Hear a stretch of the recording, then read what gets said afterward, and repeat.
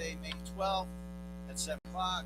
Under the provisions of NJSA, notice of the time and place of this meeting was given by way of an annual meeting notice to the Star Ledger, Courier News, and the Home News, and posted at Borough Hall. Please stand for a salute to the flag.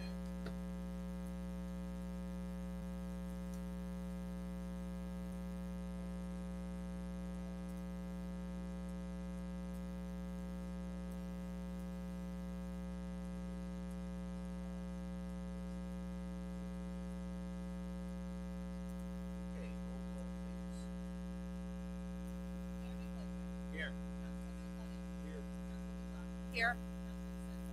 Present. Here. Here. Jake.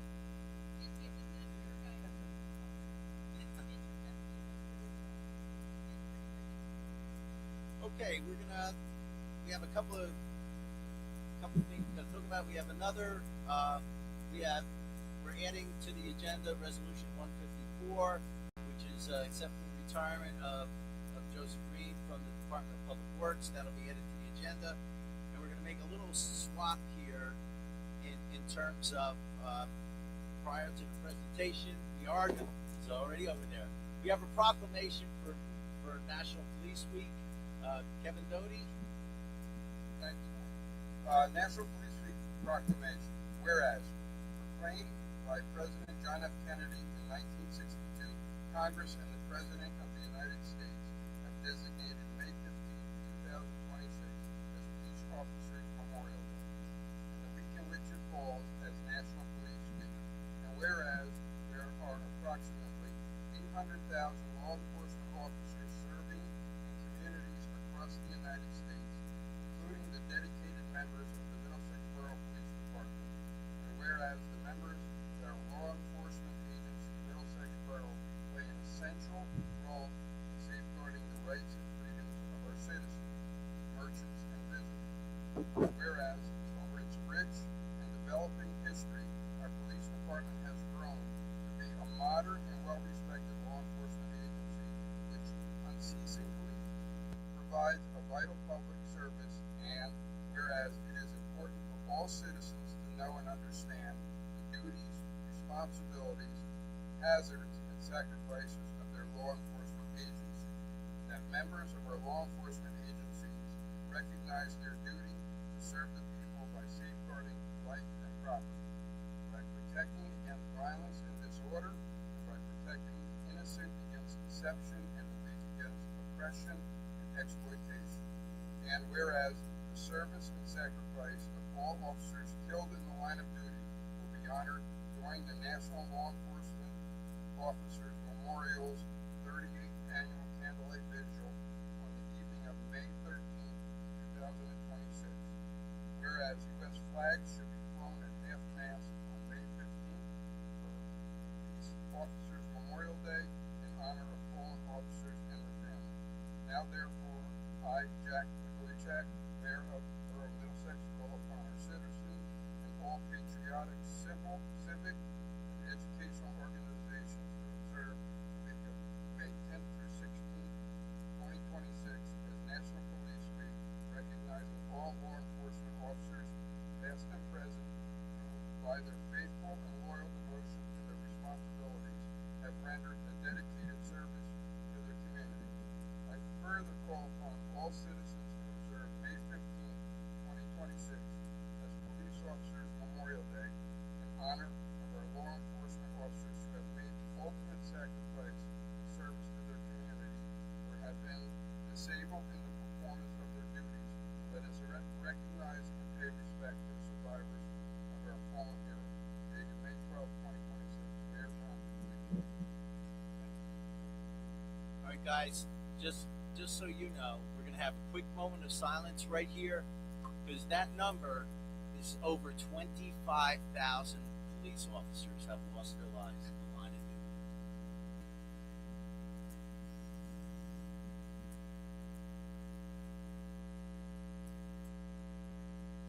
Thank you. At this point, I have to say this, I say this every year. This is my favorite meeting of the year. It's well deserved. You guys have always are looking out for our citizens. Can't thank you enough. At this point, I'd like to turn the meeting over to Chief Geist. Mayor, good evening, everyone. Welcome to the Middlesex Police Department Awards presentation. It's been an annual tradition for us to recognize the outstanding achievements, dedication, and professionalism of members of the Middlesex Police Department. I'd like to thank Mayor Jackie Blackshear, our Council President Michael Conahan, Councilman Kevin Doty, who's our police liaison for many years, the entire governing body, and our Deputy Borough Administrator for their support of the police department throughout the year. I'd also like to thank our residents, business partners for the tremendous support they provide to this department. We're fully grateful for your encouragement and trust, your partnership within the community we proudly serve. Each year before beginning the ceremony, I ask that we join in a moment of silence to recognize police officers, firefighters, emergency service members, our military who have dedicated or lost their lives protecting our safety and freedom. I'd also like to recognize at this time our retired members of the Middlesex Police Department who serve the community, as well as those who passed away in the past year.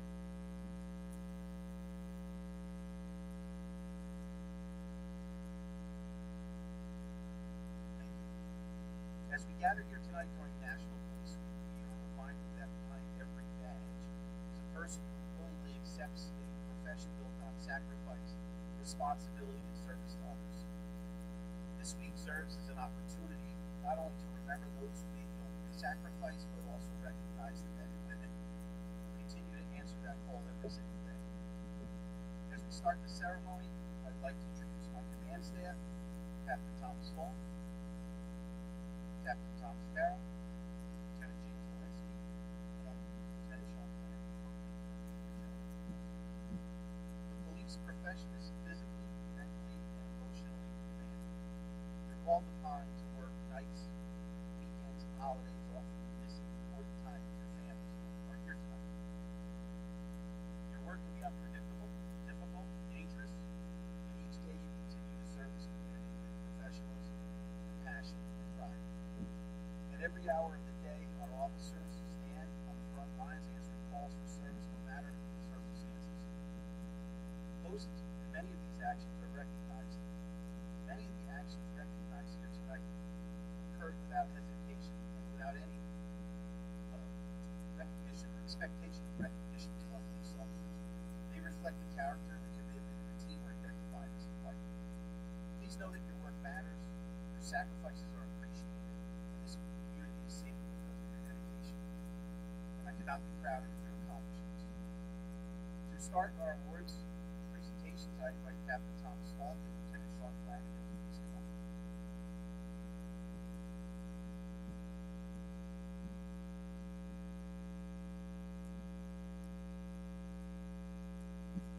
Beginning in April of 2024, the Police Department officially began the New Jersey State Association of Chiefs of Police Law Enforcement Accreditation Program. Having received a grant for this accreditation program, Captain Falk and Lieutenant Flanagan formed the duties of accreditation managers. This lengthy and arduous process included a review of all our policies and practices in the police department in order to bring them in line with 119 standards and best practices in policing. Over the following 2 years, we revised, updated, honed our policies and practices, ultimately passing our on-site assessment on April 8th of this year. While the official New Jersey State Association of Chiefs of Police accreditation will be awarded following a hearing in June, I want to recognize the work that our accreditation managers did to bring us to this point. The Chiefs Achievement Award is given for an act or achievement contributing to a valuable police accomplishment or for the submission of a device or method adopted by the department to increase efficiency in administrative or tactical procedures or for contributions to the welfare and advancement of the police profession. The Chief Achievement Award is rarely presented because it represents a standard far beyond an ordinary accomplishment. It recognizes individuals whose contributions create lasting value to this department and to the profession of law enforcement. Recipients of this award distinguish themselves not only through dedication and professionalism, but through achievement that improves the way we serve, protect, and operate as a police organization. Tonight we honor two officers whose work embodies those principles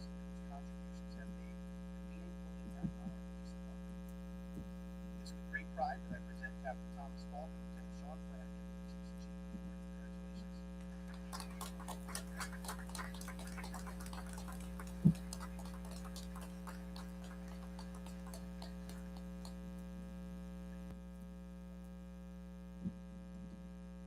And I know I mentioned it was 2 years, but this has been in the making for many years. This is a culmination, so it's been a lot of work to get us here.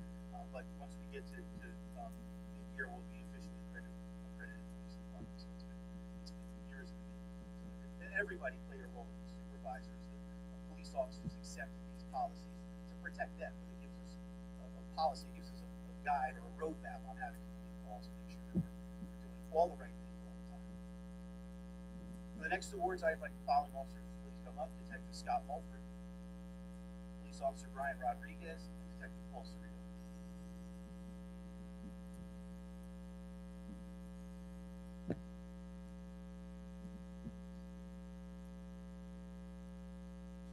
On Saturday, May 3rd, 2025, Officer Brian Rodriguez responded to Mountain View Park with a report of playground equipment that was on fire in the DPW lot.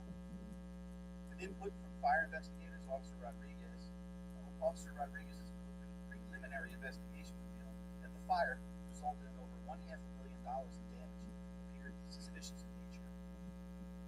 Detective Scott Mulford and Paul Cerrito conducted a comprehensive follow-up investigation, developing 3 juvenile suspects. Detectives Mulford and Cerrito were able to compile a significant digital evidence and later obtain confessions from 2 of the individuals involved.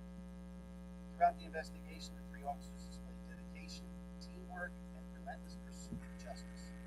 Unit citation was awarded for distinguished team effort by all participating staff members, showing initiative and accomplishment in the protection of life and property. It is with great pride that I present Detective Mulford, Officer Rodriguez, and Detective Cerrito with the citation award.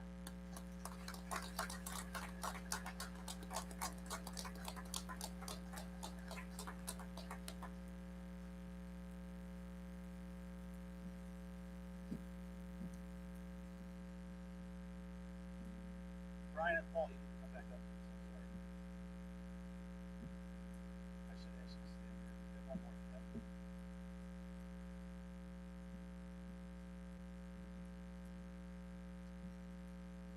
On July 9th, 2025, officers from the Middlesex Police Department responded to an investigator reported commercial burglary on Mountain Avenue. Officers and detectives confirmed that forced entry was made during the overnight hours and that over $7,000 in cash and merchandise was stolen from the store. On the following day, police officers and detectives responded back to the business to investigate what appeared to be a second attempted burglary after the officers cleared the scene the night before. Detective Cerrito began conducting a comprehensive follow-up investigation to both incidents, during which he compiled evidence and disseminated suspect information that he developed and shared with the Patrol Division.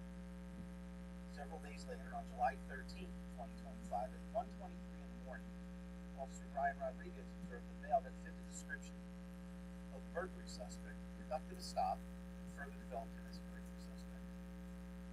With all the investigative information, Detective Cerrito obtained a search warrant for the suspect's residence, where they later recovered evidence of the crime, burglary proceeds.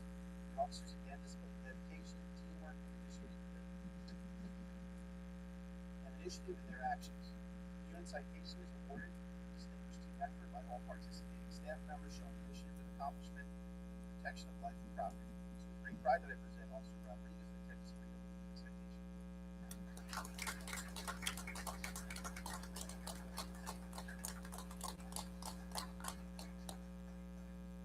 That's just good communication between the divisions to share information, and really good police work, active police work in the middle of the night by Officer Rodriguez, which is so important to make sure they're doing what they're doing, home and in bed or home for resting and relaxing with their family. For the next awards, I invite the following officers to please come up: Officer Mark Arancio and Officer Anthony Pacho.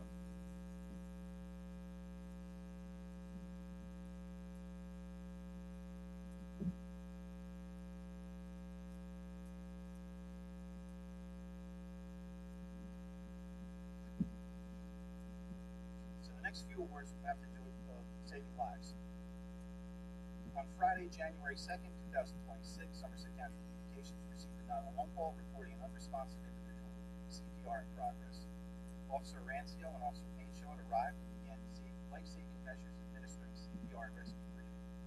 The individual regained consciousness and was transported to the hospital for further care. A week later, a representative from the department contacted the hospital and learned that the patient had survived, was recovering, and was expected to be released from the hospital. The life-saving resuscitation medal is awarded for employing life-saving measures or equipment resulting in resuscitation of a person to save his life. It's with great pride that I present Officer Rancio and Officer Painchaud with the life-saving award.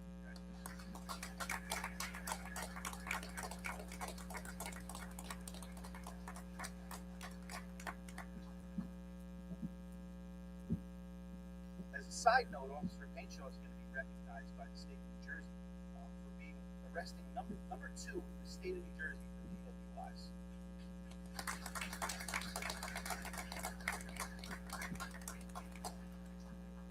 It's truly a fantastic accomplishment.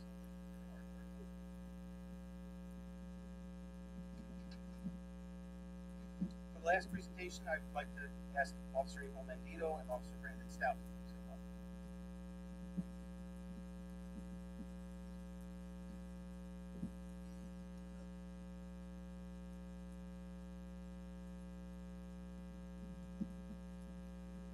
On Monday, March 9th, 2026, Officers Mendito and Stout were dispatched to a residence with a report of an unresponsive person.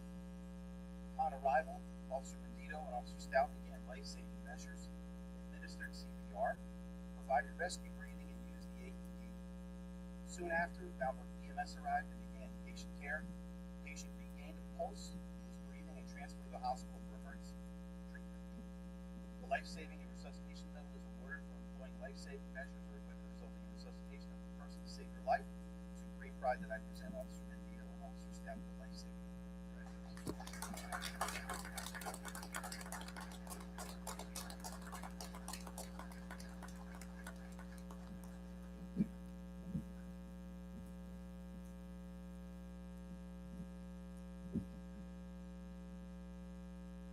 As we recognize law enforcement officers across the country during National Police Week, I'd like to close by saying that we continue to hold our officers to the highest standards and proud traditions that define the Middlesex Police Department. And time again, our officer that has always answered the call with professionalism, integrity, compassion, and courage. Because of your dedication and sacrifice, Middlesex is a safer, stronger, and better community. Thank you for everything you do each day.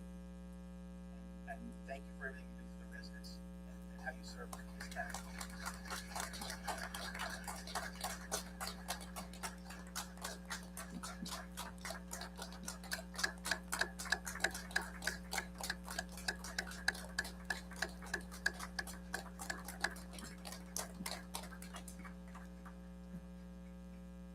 Thank you for being true community caretakers. Stay safe, watch out for one another. I want to thank the Mayor and Council for hosting our award ceremony at their meeting.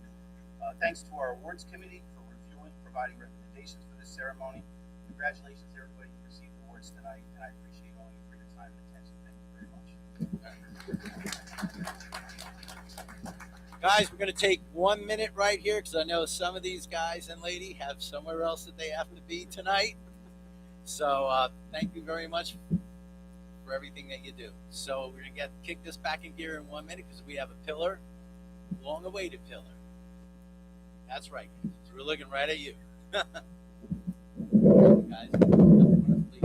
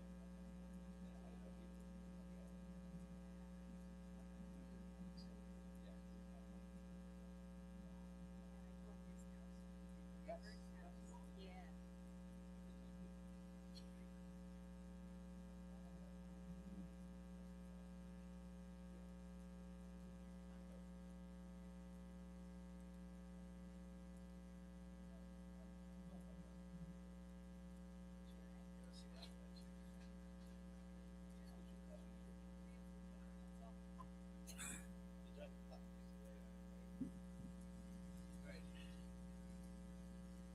Everybody back? Excellent. Okay.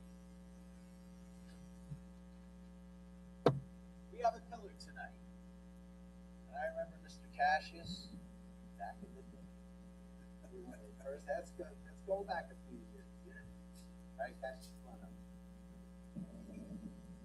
Got the band here too? Okay, that's great. All right. I'm gonna hold on to this. Oh, absolutely. Wait a second. Don't get it yet. You wait 20 seconds. Come around. As is customary, the mic. Okay. Cassius, ready? Good deal. All right, Cassius Kenning. Whereas the governing body of the Borough of Middlesex recognizes that in order for a community to thrive and succeed, they must rely on the service, commitment, and passion of others. And whereas the wisdom, history, commitment, and passion that so many of our residents exhibit and extend to their neighbors and the borough make them pillars of our community. And whereas it is in the spirit that Mayor Mikołajczyk would like to honor and recognize individuals throughout the community who have made exceptional contributions to the borough of Middlesex as pillars of our community. Whereas Cassius Kenning, a proud and longstanding resident of Middlesex Borough, has consistently demonstrated praiseworthy service and unprecedented commitment to the borough and its residents. And whereas throughout the years, Cassius has volunteered numerous hours in various capacities, I would say probably thousands of hours, since his appointment to the Recreation Commission in 2002, where he has shown selfless dedication to the borough and made a positive impact on the community. Whereas in 24 years, Cassius has attended over approximately 288 meetings with the Recreation Commission and Committee, serving 10 years as president of the Recreation Committee. Cassius has only missed approximately 20 meetings in total, which is unheard of.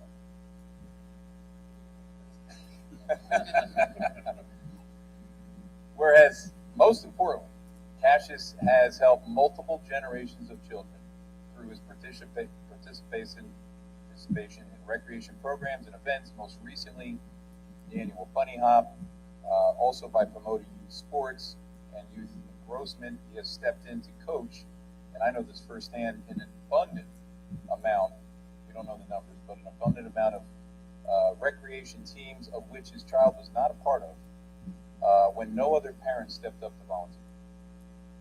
So the program could continue. Some more of his impactful work has been with the rec department, where he has helped revive a failing youth basketball program in the past, created and solely managed a softball clinic, as well as the girls basketball travel program for multiple years. His love and passion for Middlesex can be seen from his help through the difficult COVID pandemic, when he tirelessly worked to aid the rec department in reviving their programs. And whereas Cassius Kenning has displayed exemplary service, commitment, and dedication to the borough and has become an integral part of the community. And now, therefore, Jack Mikołajczyk, Mayor of the Borough of Middlesex, along with the Middlesex Borough Council and on behalf of all of our residents in Middlesex, we wish to thank you, Cassius, for all of your dedication, sacrifice, and labor to our community.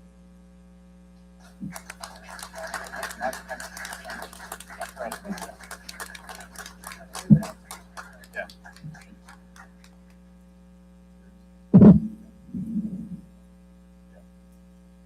My hands. Man, that's nice. You said all these kids, I feel old. Like Kelsey was one of them. Man, this is nice. There's so many other volunteers that we have that don't. We have a young man who comes up with a volleyball program.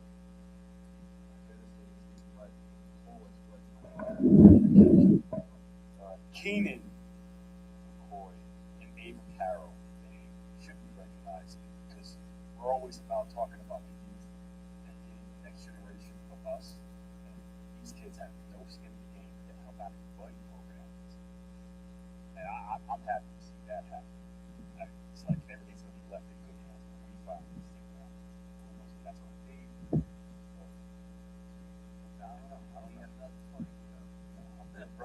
I'm good. I appreciate it. I thank you guys.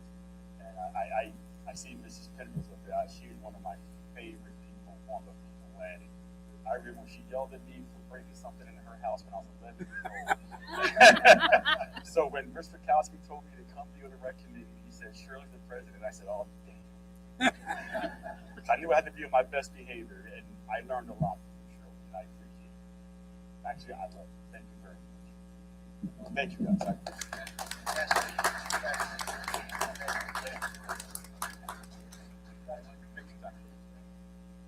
Yes. Come on.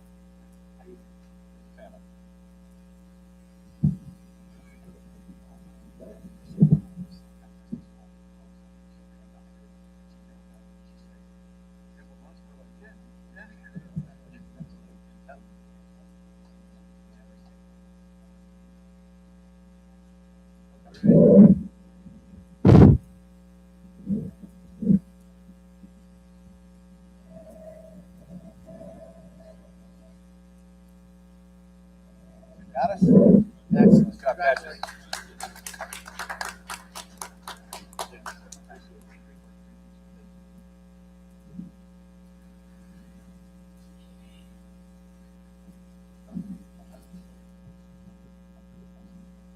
All right. Congratulations, Cash. Nice job, Cash.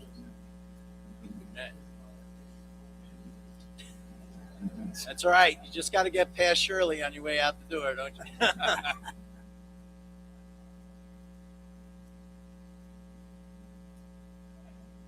Okay, moving on. We have a couple of appointments tonight. Appointing Andrea Murphy as a regular member of the Environmental Commission for a term expiring December 31st, 2027. Appointing Gina Salgado as an alternate member of the Environmental Commission for a term expiring December 31st, 2026. Motion. Okay, motion is second. Second. All in favor? Aye.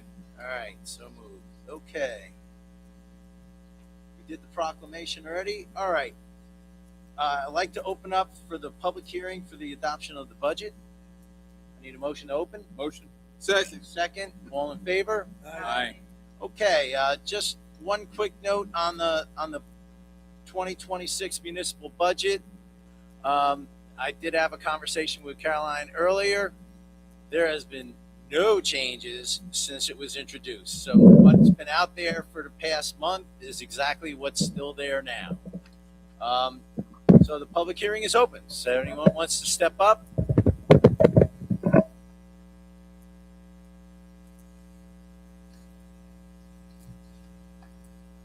A. Polakevich, 240 Hazelwood. Mayor, you and I and Chief Geist and Lenny went over the budget, and Caroline went over the budget that one day. So I don't really have any specific questions about it.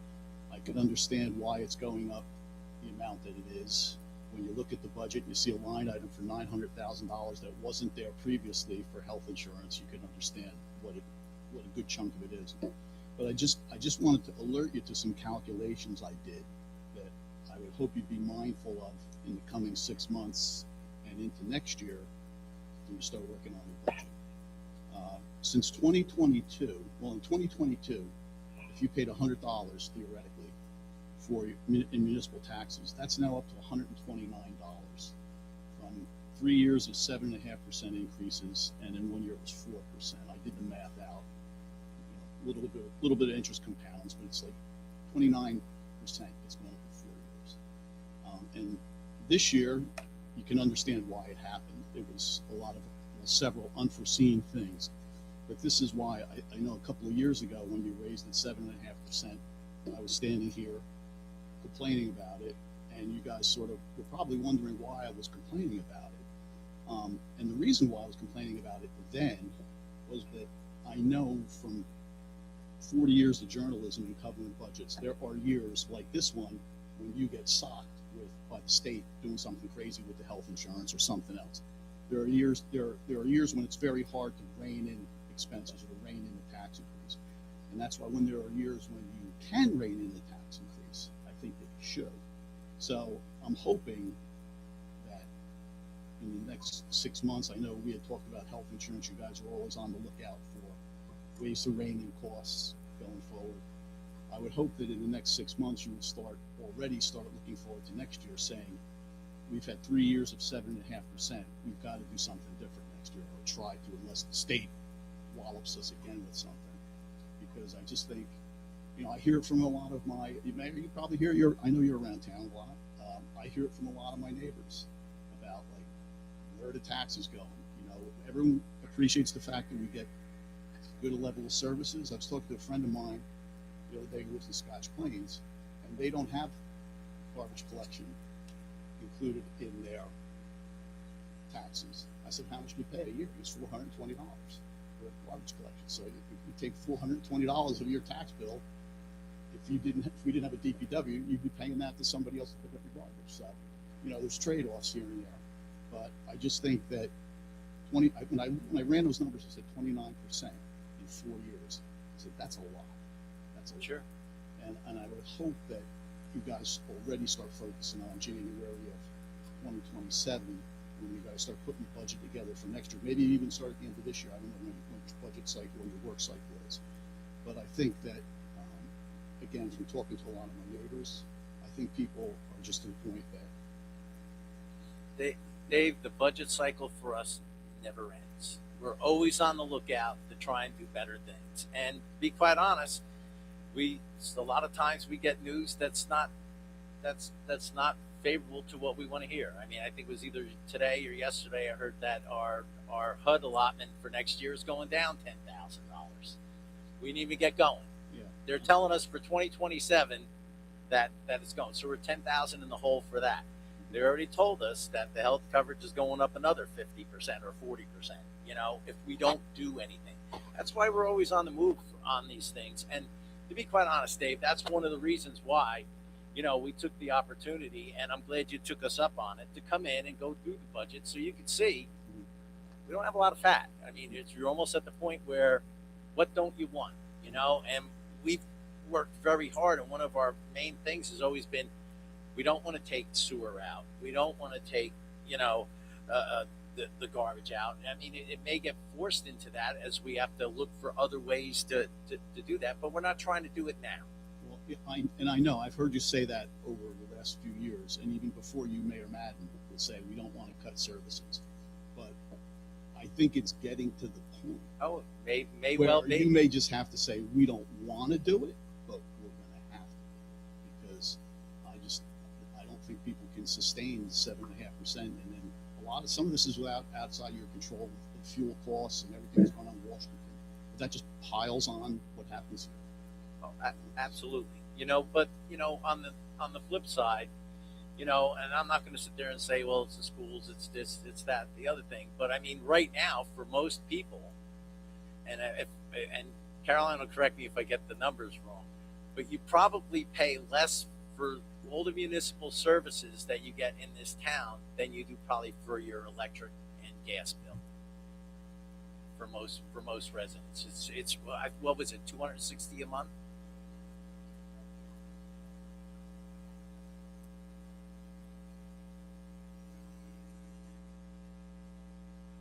That doesn't make it good, Dave. It doesn't make it good, but it just trying to put into when you think about what you're getting. Like I said, when I talked to my friend and said, how much do you pay for garbage collection? He said $400. I think he said $35 a month. I don't know how often he gets it picked up, once a week, twice a week, but he said, $35 a month, $420 a year. I was thinking, no, okay, well, knock that off your taxes, because that's what Sure. I did have one quick question about ratables. It's sort of relates to the budget. I'll just ask you real quick. Last year, part of the reason we got hit with the tax increase that we did last year was that the industrial properties went down. I think it was pretty much 8% on most of them that I looked at in the tax records what's the story with the industrial properties this year? Are they going down again? Have they stabilized in general? I mean, I'm not talking about individual properties, but pretty much last year, if I looked at 15 industrial properties, 12 of them had gone down 8%. Do you know what's the situation? At this point, I don't have those numbers, Dave. I thought maybe, Dawn would probably have a better idea on that, but usually she's doing them pretty much. She could probably only give you what the average has been, year to date or something like that. because if they go down substantially like they did last year, that's another hit to us because we've got to pick up for them to handle. Dave, the game here is ratables. We need to improve on ratables, and it gets tough. I mean, you have a house disappear on Raritan Avenue. There's money out the window. You'll never see that again. When you're over 90 houses and they have more on the list, I mean, how do you make that up?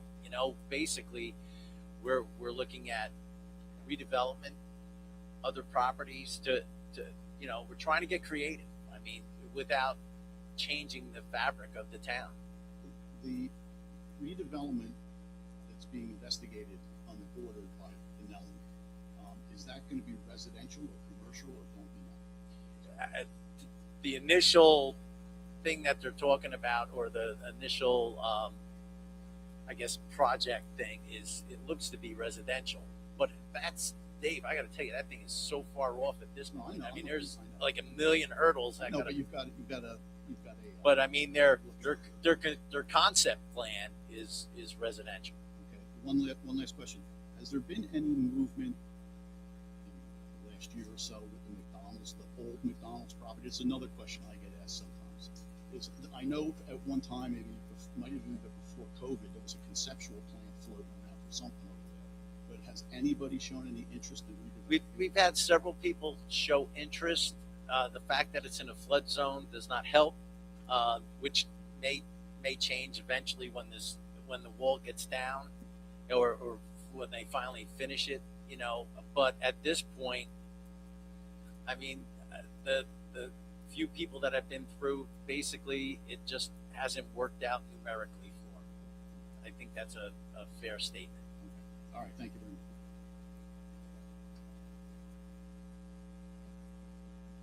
Bruce Sanders, 10 Venice Avenue. First off, I'd like to thank each and every one of you, because I can imagine a budget process for a town like this is not easy. So thank you for what you did to make or keep things at bay. I have 3 questions. First one is regarding our surplus. I know we put money into the surplus, but were we at 1.9 last year and we're at 1.1? Am I off on that? No. Caroline?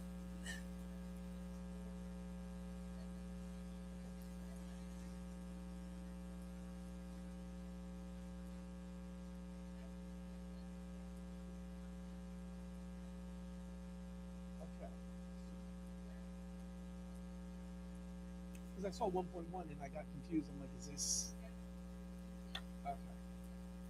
Second question I have, and I don't understand this. Library tax 800,000. Is that normal? State mandated. So they tell you. Correct. Okay. So do they shuffle money back from that that we know of? I mean, Not that I know of. So what are they producing? Are they producing Obama's?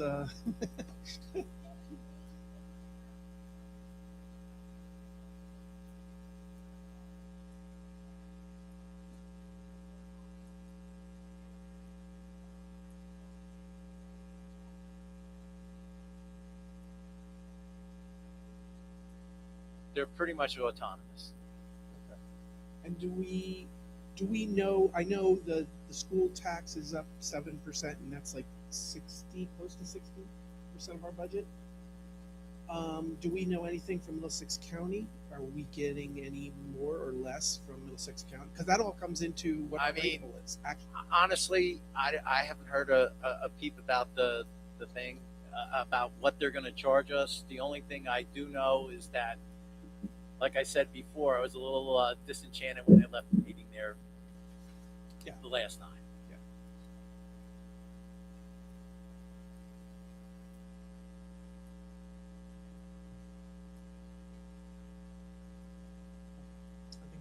right, thank you. Thanks. You're welcome.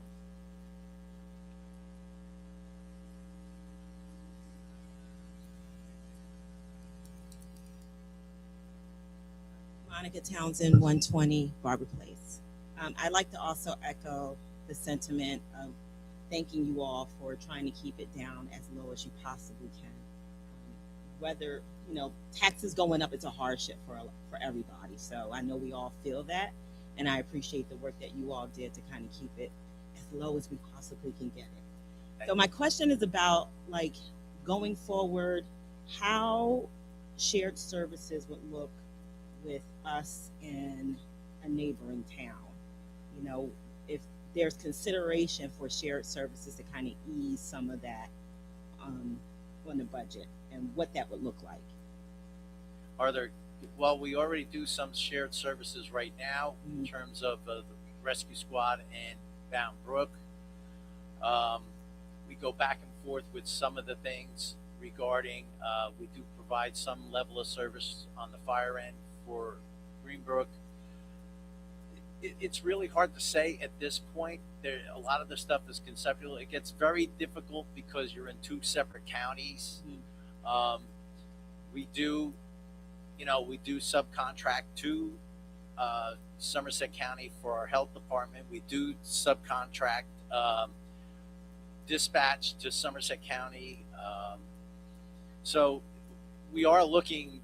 We're actually always looking for ways to do that. I mean, I do think somewhere down the line that one of the next shared services that is going to come up in terms of the fire department and a daytime shift. I think that's one of the next way things seem to be moving towards. And as far as other things, I think eventually, there may be a merging of towns, but quite honestly, from the state government, they're not happy with fire districts, so they won't let you look at that. And there's roadblocks, honestly, to getting some of those things. But are we amenable to them? You bet. Good. Thank you. And then I'm also thinking about the housing impact when we have to do like the affordable housing, and whether or not like new units coming up will afford us some kind of taxes to kind of help offset, some of the burden on the residents. Well, at this point, I know we're not there yet. But I'm just no. Yeah, I know. But most of the things that come across, if it's going to be residential or whatever, and there's a developer involved, usually developers are driven by the banks. The banks usually push for pilots, so you usually are pushed into that corner of having to do it. But as far as the addressing of affordable housing, the state has asked 9 million times, and we do have a plan in place that has been approved by, I believe it's the state. I forget the agency that's there. Some acronym that belongs to it, but that we have a plan that's acceptable for the state for us to hit our 81 units in 10 years and our 14 now. So, but at the same time, when it comes to all these affordable, we don't do it ourselves, but we're not presenting roadblocks to anybody who wants to do the development. So we wait. Okay. That's how that's going to come along. Because did we do a pilot for those units that are on Lincoln Boulevard? Was that a pilot?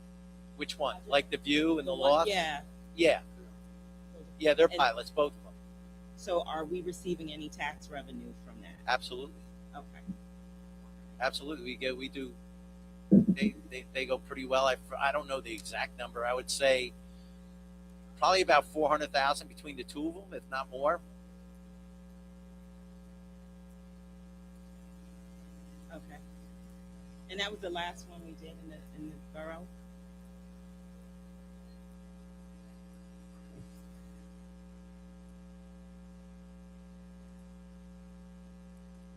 Right, and also the senior center, right? Not the senior, the senior building, the Watch on Terrace. Right. All right. And Thank you. and there's actually one more, which I believe we had 6, because I think the 6th one is actually the Pathmark building, right? Yeah. Thank you. You're welcome. Tom Harrigy from 107 Ramsey Road. Actually, I had a question related to the pilot program, and that is there's tax revenue that needs to be raised. How much of that revenue is deferred with the pilot program? In other words, I think it's 16 or 17 million that has to be raised by taxes. Does that include whatever income comes from the pilot program? Yeah, the income from the offsets it.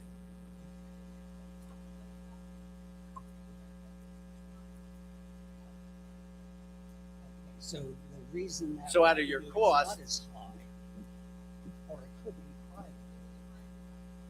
Okay, I think somehow that should be included in the information. Okay. Thank you. The second question I had is in the budget that I could read, there was a section called deferred municipal judgments that went from last year of, I guess, 12,000 to this year 84,000. I was wondering, is that thinking that we're going to have a lot of judgments against us?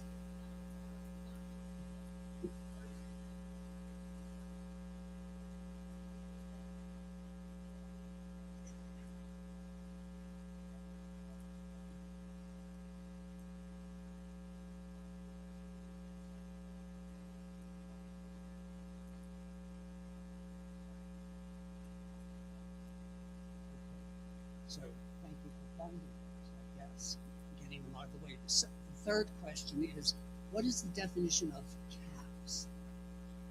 Cap. Yes, there's costs within caps and then costs that are over. It's demarcated in the budget.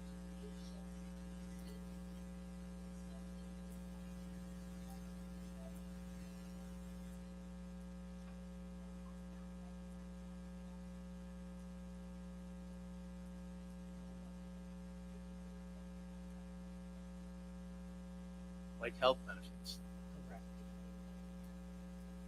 So just a warning, I'm sure that the others have said this.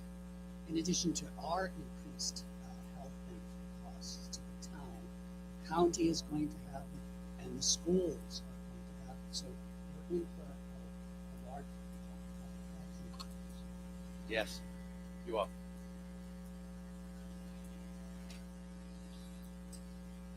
Thank you, Mayor and Council. Vinny Lella, 150 Oak Drive. It's no secret I'm running for Borough Council, and I came here last meeting and heard the mayor's presentation of the budget. And I gotta be honest with you, I started talking to people saying that I will never vote to raise municipal taxes. And then I heard the mayor's presentation, and it hit me like a sledgehammer. That's an impossible statement. You can't, that was a very well thought out and really informative presentation you gave, Mayor. And there's just too many things that are beyond our control to make a statement like that. I think you guys did a really good job with the budget, and it was very well thought out. And I think there was a lot of work that went involved in that. I just want to thank you guys for that. So thank you. Appreciate it. Actually, I like to sit there and take all the credit for it, but I would never do that. I think a large amount of the credit has to do with the team that worked on it, and that's everybody that's sitting up here, the administrators. Carolyn, you did a yeoman's job. All the department heads had to come in. I mean, the red pen was out. You hate to say it that way. I mean, but it's pretty lean and mean. We knew that it was going to be that way, and if the state keeps going the way they're going, it's going to be another lean and mean year next year. It's just, to Dave's point, yeah, Dave, where does it come to, you hit the wall, and unfortunately, some of the things that have been happening for us is that it's the state just, oh, by the way. I mean, the health coverage thing, we thought we had it. Oh, thank God, we're in a good spot. And all of a sudden, oh, by the way, 53%. No one talked about that during election season. Not one single person. It was a shame. But we are where we are. They did a great job, I think. It's a budget that's going to provide for all of our residents. It keeps us safe. It'll keep the lights on, which is a large part of what we try and do. And for those of you that came up for kind words, thank you. Appreciate it, Vinny.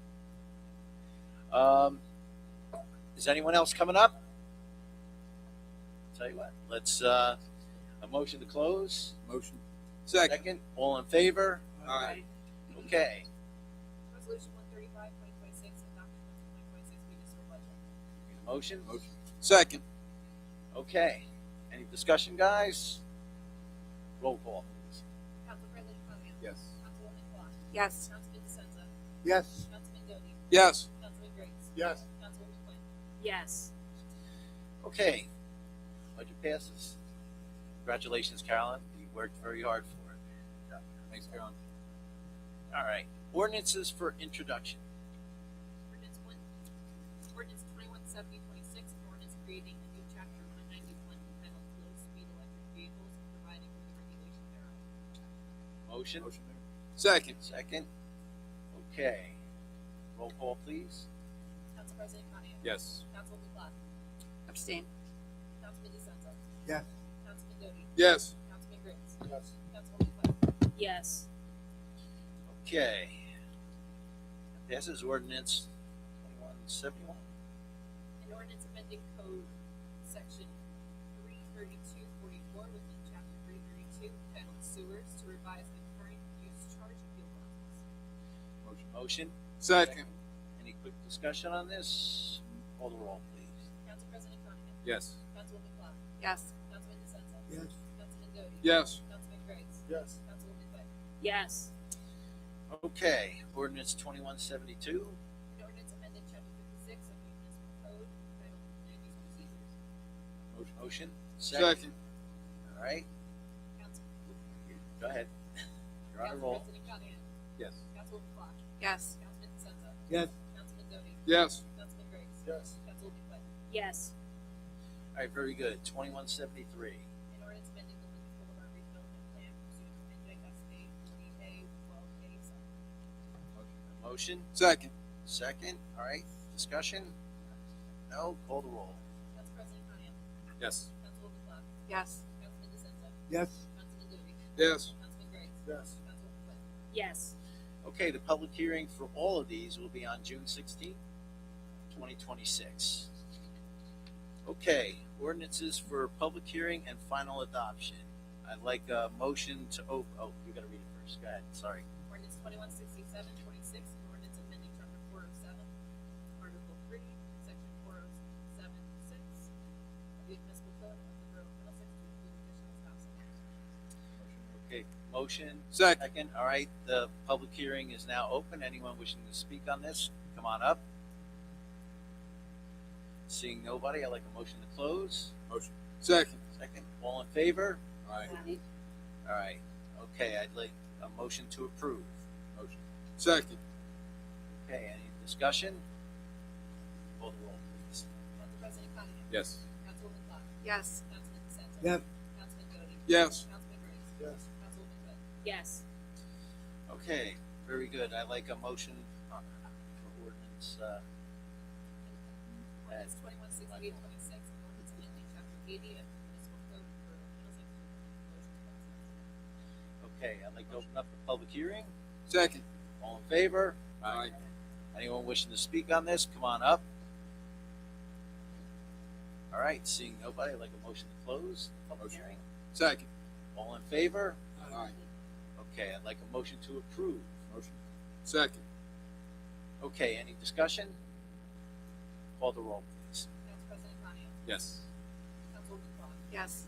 Councilman DeSenza. Yes. Councilman Doty. Yes. Councilman Griggs. Yes. Councilwoman Quinn. Yes. Okay, ordinance 2169. In order to amend chapter 387 of the municipal code of the Borough of Middlesex so as to update and clarify certain provisions thereof. Okay, I'd like a motion to open the public hearing. Motion. Second. All in favor? Aye. All right, anyone wishing to speak on this, step forward. Okay, seeing nobody, I'd like a motion to close the public hearing. Second. Second, all in favor? Aye. All right, now I'd like a motion to approve. Motion. Second. Okay, any discussion? Call the roll, please. Council President Cottingham. Yes. Councilwoman Clark. Yes. Councilman DeSenza.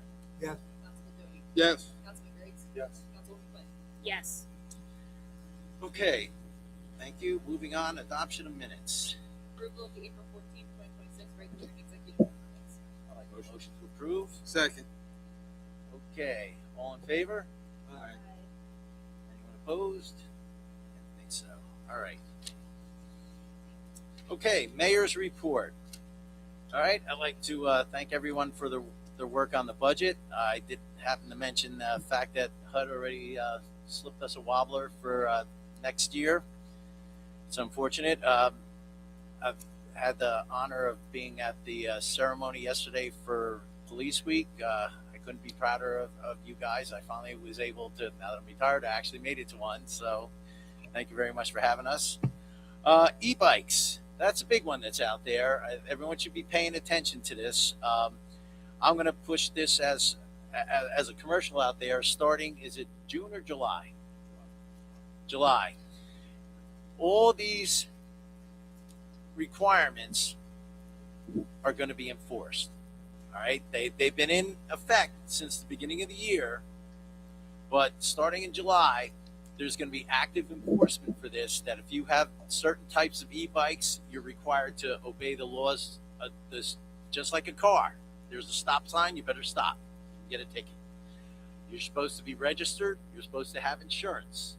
And if you don't, there's going to be a pretty hefty fine to pay. And I know that with some of the knuckleheads that have been doing some crazy things out there on the streets, I think it's going to come to roost, because unfortunately, I think it's going to be brought to a head. And the reason I think it's going to be brought to a head is because the reckless behavior is going to be manifested by someone who has road rage, or there's going to be someone that's not paying attention and not expecting a bike to be where it's not supposed to be, and it's going to be there, and there's going to be an accident, and there's going to be a fatality or a serious injury, and then all of a sudden it's going to come out, well, nobody told me, I didn't know.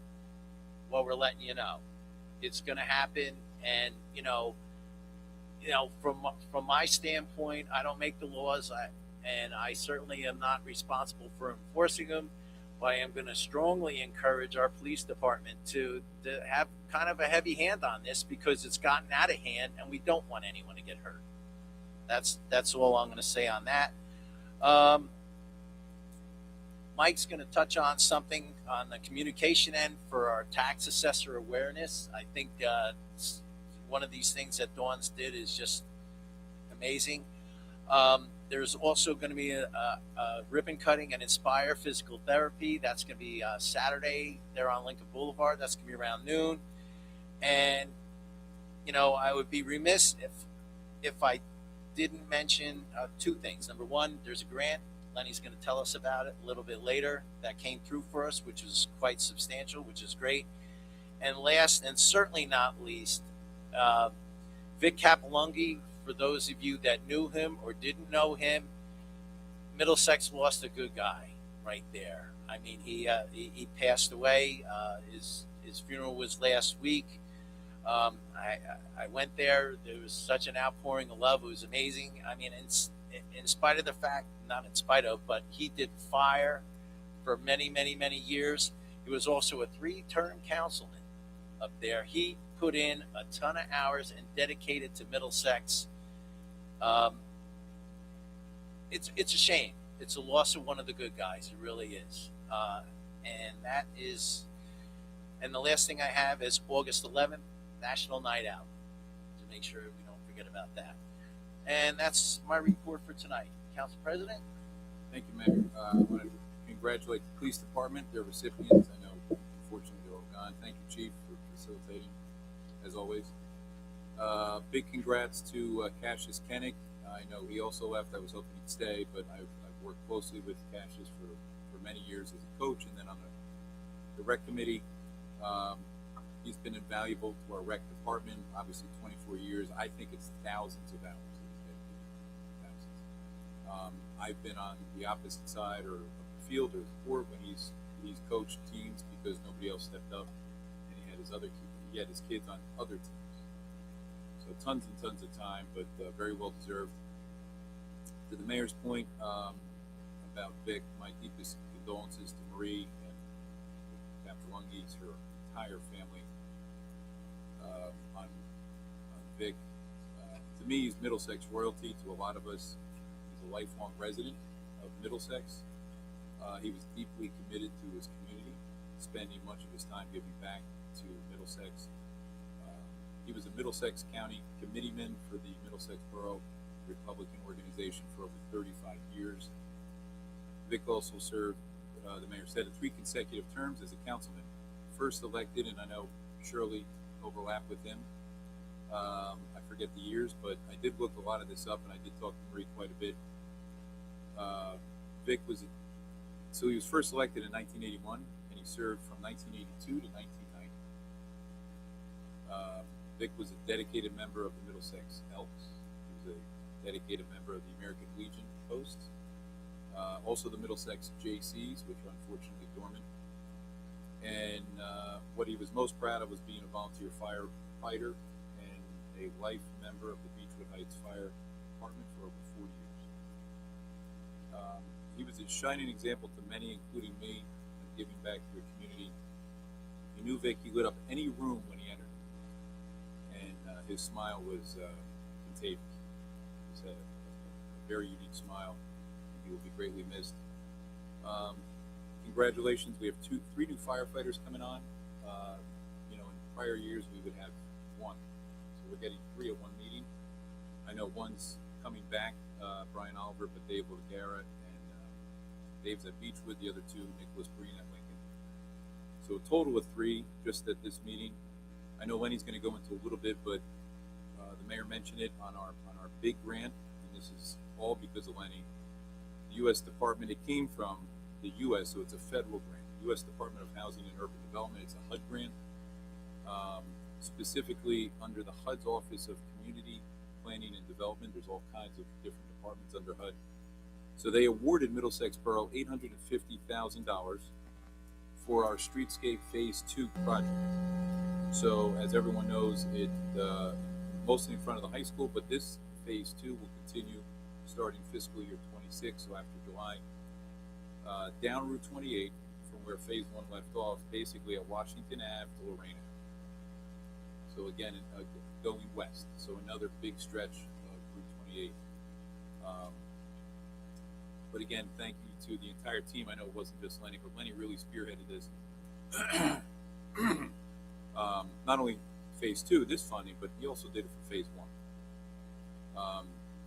Lenny's very passionate. He's very focused on these large projects, especially anything streetscape related.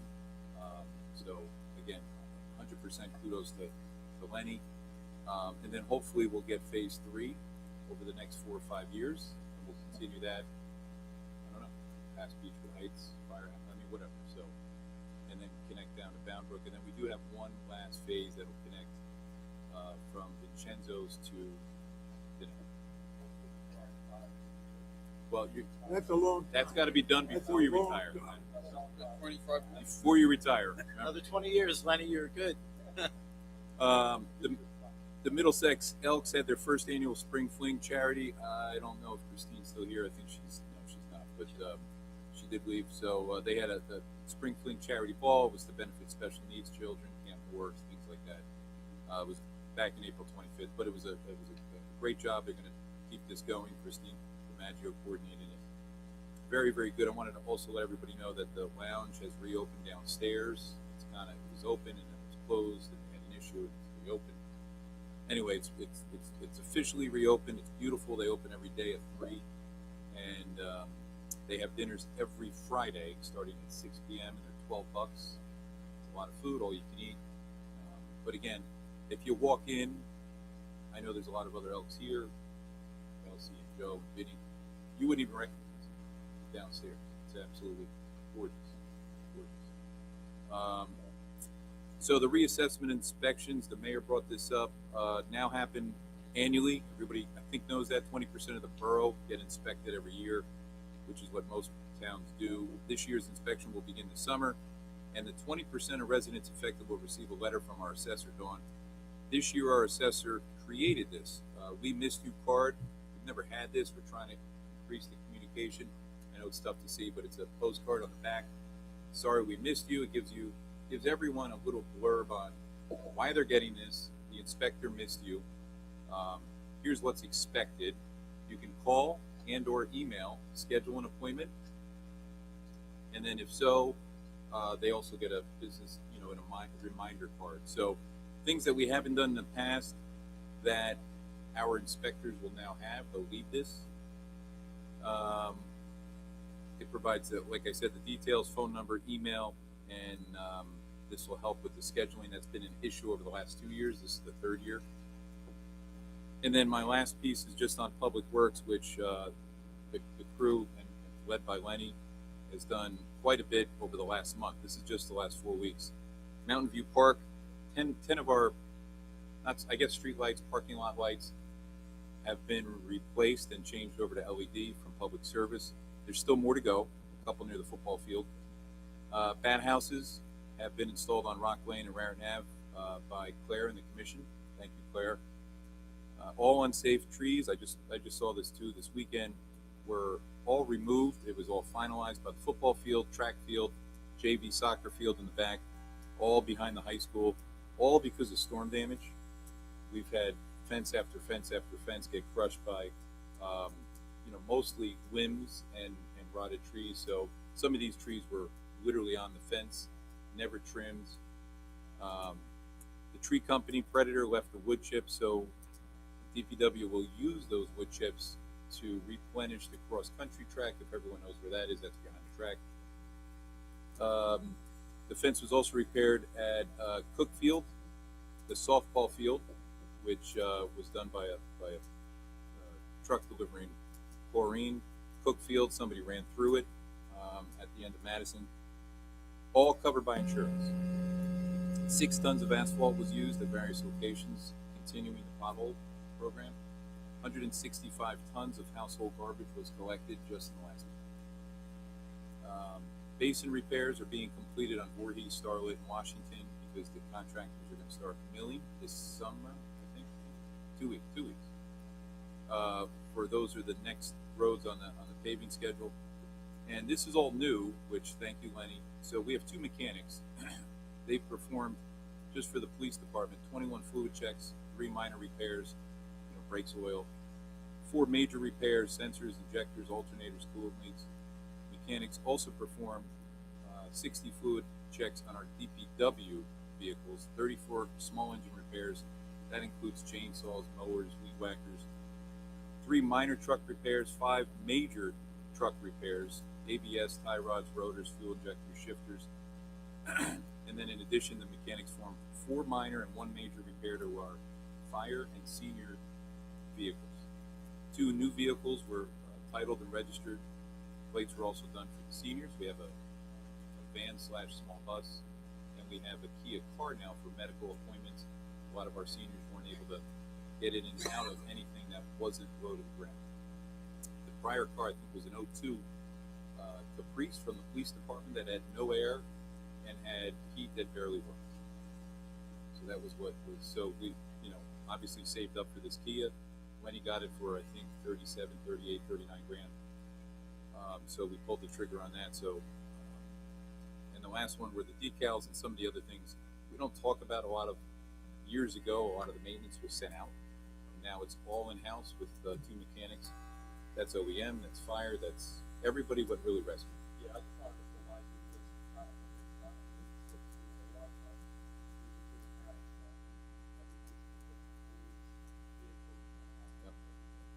Remember, we keep Which all is that stuff in-house. that wasn't done before, which when you're trying to, to Monica's point, what are we doing to try and save money? That's one of the things we're trying to do.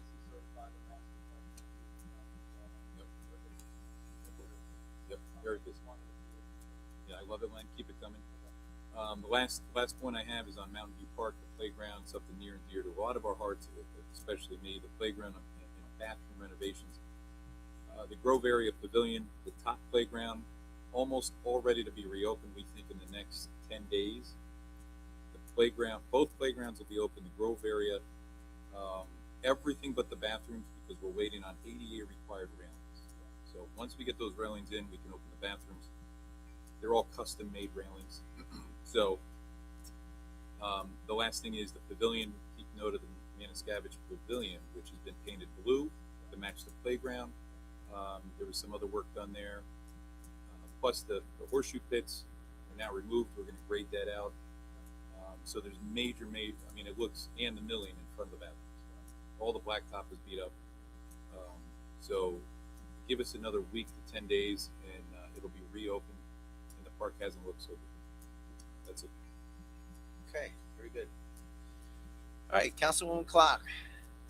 I also want to take a moment to thank the officers of this town. Chief, you and your department do a fabulous job of keeping everybody safe. I know it can sometimes be a thankless job, especially for the families as well. Your dedication and service are truly appreciated. So on to the updates. Disabled and Senior Services. On May 14th, this Thursday at 1 p.m., they're going to be having a health session about osteoporosis prevention, healthy aging, and ways to reduce fracture risk.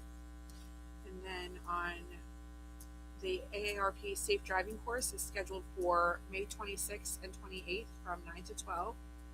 On June 4th at 1:30, they're going to be having a senior Medicare patrol. They'll be presenting In the Age of AI, Protect Yourself Against Financial and Healthcare Fraud. Cultural and Arts Committee, their last meeting was April 9th. No real updates yet because their next meeting is not scheduled until the 14th. However, on 17th, they're going to be having their Color and Flower Festival at Mountain View Park. All ages are welcome, and so are dogs. May 17th, from 12 to 3. The Film Commission, their last meeting was on May 16th. At that meeting, Lenny was able to come to it and provide some insights to us. We really discussed the importance of social media, especially for that particular group, and ways to continue growing our outreach efforts. We're currently waiting for improved weather conditions to begin photographing borough properties throughout our town. On April 30th, 4 of us were able to take a trip to the Film Expo in New Jersey. That was very insightful. It's a great way to network with different organizations and find out what our next steps need to be as a town. Be able to talk to other towns that are comparative to our size in order to see like what they've done in order to kind of get recognized. And so it was just a great learning experience to see what we need to do here to become more film ready, because it will ultimately produce revenue for our town. So their next meeting is scheduled May 21st, and they meet via Zoom. That's all I have. All right, thank you. Councilman DeSenza. Before I start, I'm trying to save some money. I'm going to ask Assistant Administrator to please raise the temperature a little bit. My wife is there, her teeth are chattering. I would like to say I sent him the freezing emoji and he did not care.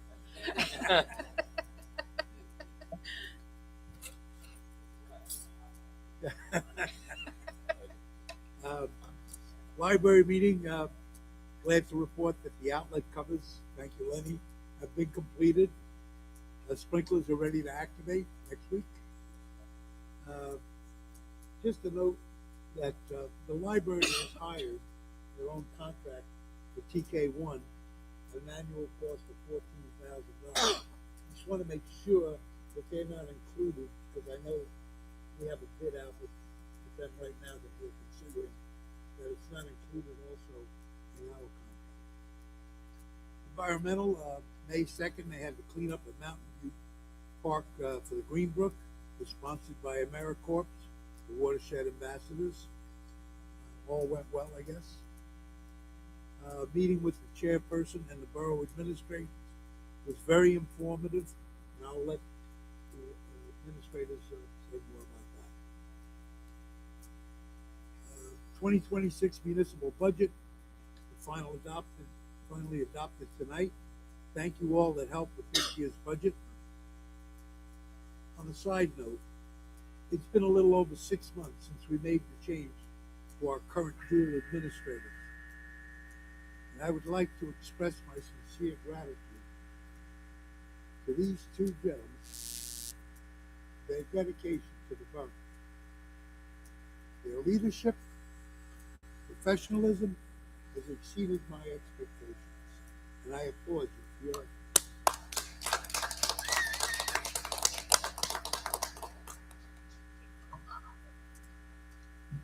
Parks. Still looking for some volunteers. Anybody out there that has a few extra hours? Parks Committee could really use some help. Please contact our administrators. Committee is working on priorities for the Victor Kroll Park development. When completed, they will seek help in procuring grants. Mountain View Park Playground, as my good buddy already announced, is almost ready for opening. And dedication will happen hopefully in the next couple of weeks. Just want to also report that the abandoned PSA building, Plainfield Sewer Authority, the brick building that sits way in the back, you can see just a little bit of it, has been secured. It was bottom floor, all the windows were broken out, the doors were broken, and a lot of graffiti inside, so we know kids were getting in there and do what they do. But thanks to efforts of Lenny and Matthew Dillingham, our code enforcer, for getting Plainfield to step up and secure that building. So hopefully we will have removed some floor area that could be a problem. And just another note that Mike O'Donnell commented at the recent meeting that the soccer field, the main soccer field, is in very poor condition. I told them to have the school turn the water on. They have sprinklers. That's it. That's it?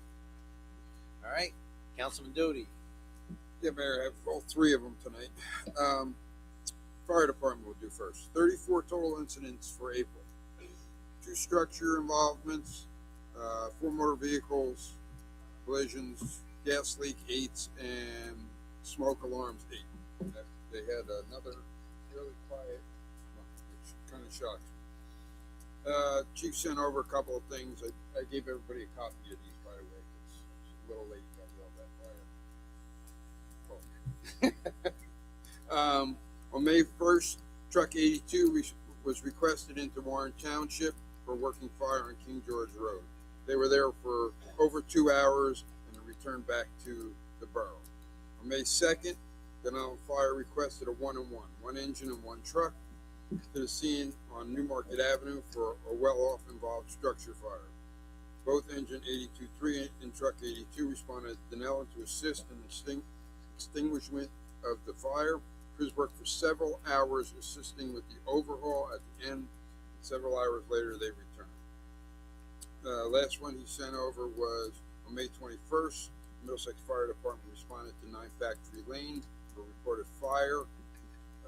When they arrived, they found it was some insulation on wires going to the back of the building, and they monitored it. It burned out, and PSE&G showed up, secured the power, and they monitored it until it was burned itself out. And shortly after arrival of PSE&G, they were released from the scene. That's all Sean had for this month. We'll do the police. I have marches. 1,616 calls for service, 22 arrests, 249 summonses. The NIVRS crimes, there were 20. 9 were cleared, which was 45%, which was a good month for them, seemed like, Chief. Guys, you guys keep making the detectives like tiny. It gets worse every month. Either that or my eyes are going. Detective Bureau, 2 aggravated assaults in March, 2 simple assaults they're investigating, terroristic threats 1, harassment 1. Let's see what else did I got there. Burglary, trespassing 2, theft 2, criminal mischief 3, forgery, bad check 6, So they're very, very busy. There was three contempt orders that they worked on. They had firearms permitting. They had fingerprinting. They have their usual school rounds that they do, which I know you stepped them up now towards the summer. I got that email from you. There's going to be more of that. I'd also like to congratulate you on your accreditation. You downplayed it a lot. You've been over there over 10 years. From the day you walked in there, you wanted to do this. So this isn't just the last couple of years. This is a decade of trying to get that, because I was your liaison back then and walked into that evidence room and it was like a bag in the corner, basically. And it's a significant savings. We had a lot of towns pay a service, a company to come in and do it. This is $40,000 to $50,000. We did everything in-house, we did it all on our own. So it really means a lot. Like you said, something, but we did a lot of work to get it from here. And I know it was a huge team effort. It was from top to bottom. Everybody had a buy into it, because any new evidence that came in was actually logged properly and tagged and everything properly. Plus, they were going through stuff that they had no clue. We figured it out somehow. So I know it was a job. It was an enormous task that's taken a decade. So I'd like to congratulate any officers, because all the awards they got. We have, and two of our newer officers too. I know, so they do great work. I have the court. April 26th. Tickets and complaints. 175 tickets, 19 parking, 156 moving, 3 DWIs. 9 criminal complaints, warrant or summonses. No local ordinance. 2 health tickets issued, 22 zoning issued. New business for the court. They had 5 court sessions. So they had 3 in person, 2 virtual, 301 defendants, 321 cases disposed of this month, 19 DWIs. We collected $25,024.70, $18,086.26 is the borough. And it says on here they're going to have another special session May 18th for IKEA. It's on the bottom of that report.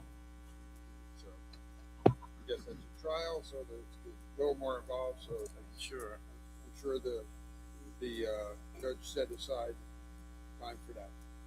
That's all I have, Mayor. All right, thank you. All right, Councilman Griggs. Yes, good evening. First, I also want to extend thanks to Chief Dice for all the hard work and all the awards for the department. It definitely doesn't go unnoticed, and it's appreciated.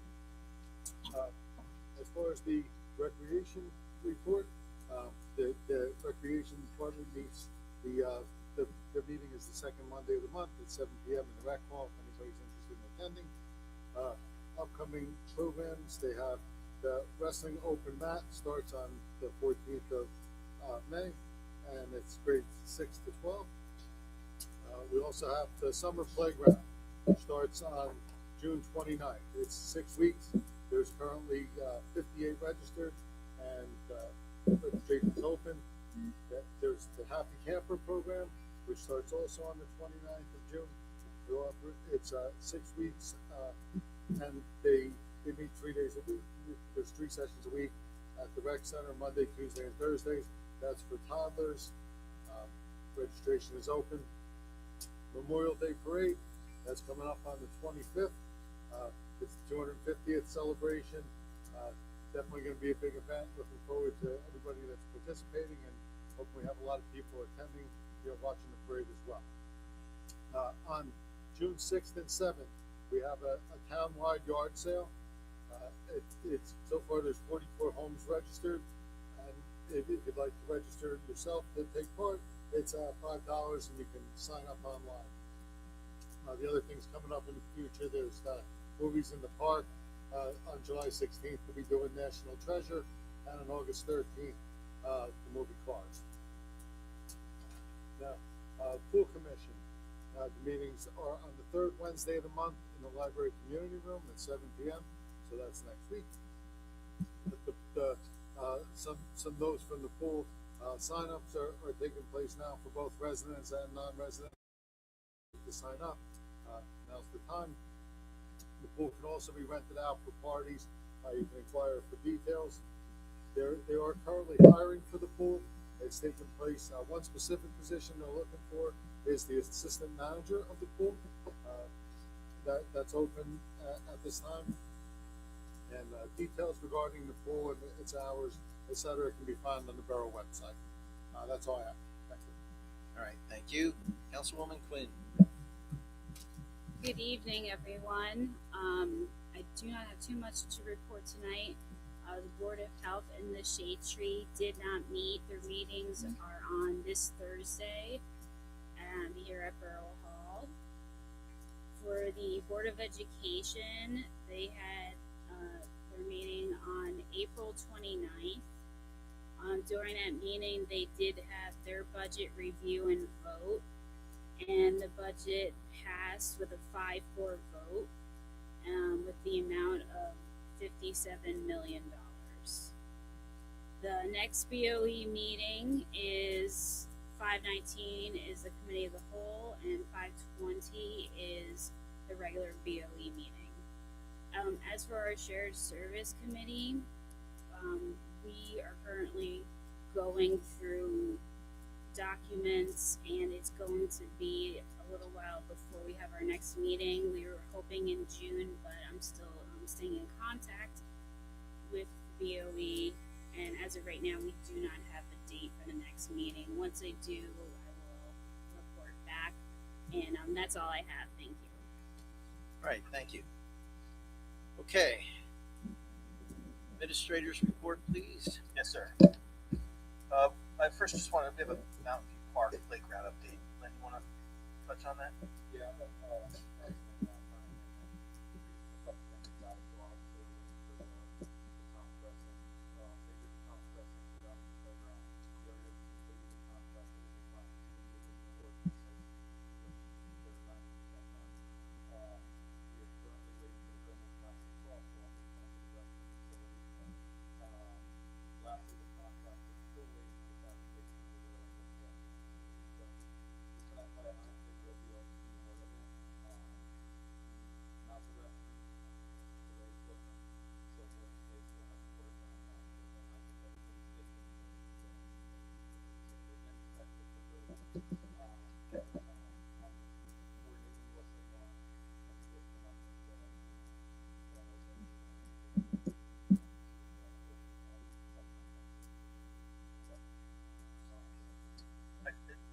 Rest assured, Lenny's been all over the contractor about these railings.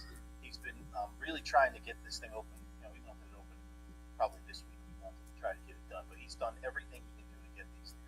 There's a fabrication issue, and even if we went out on our own at this point, we'd be 3 or 4 weeks down the road by the time they fabricate it and install it. So we're still deciding if we cut our losses on that, but he's been really on top of this to get this thing done. And we did have a little bit of a pushback. Or we got pushed. This project got pushed back because the equipment was destroyed. So there's been a lot of obstacles along the way. As far as the funding or the grant award, the borough was notified we'll receive. This was touched on by our council president. Was notified we'll receive the FY26 Economic Development and Community Project Funding Award for $850,000 on April 28, 2026. Lenny and Alexa Reed from Bruno and Associates applied for this grant way back in 25. The grant, like as you said, it's going to fund for phase 2 of the Route 28 Streetscape project, providing upgrades to Route 28 from Washington to Lorraine. It's going to include decorative lighting, curbs, sidewalk pavers, benches, and shade trees. These improvements will enhance the appearance of the corridor while continuing our efforts to invest in the community in a fiscally responsible way. George Avenue, we received complaints from residents on George Avenue regarding several water main breaks on the street over the last several months. New Jersey American Water has been making repairs to the water main. They had several repairs, and it seems like it keeps failing. Last week, we got experienced another water main break on that street. There was some complaints that came from the residents. Lenny jumped on it right away. He communicated the concerns with New Jersey American Water leadership and insisted that they replace the whole water main. I didn't know how far they would take that, but he was pretty clear on that what needed to be done with this, and that they make the necessary repairs to the roadway, which includes milling, paving, curb to curb, due to the ongoing issues of road conditions. And I think today we just heard that.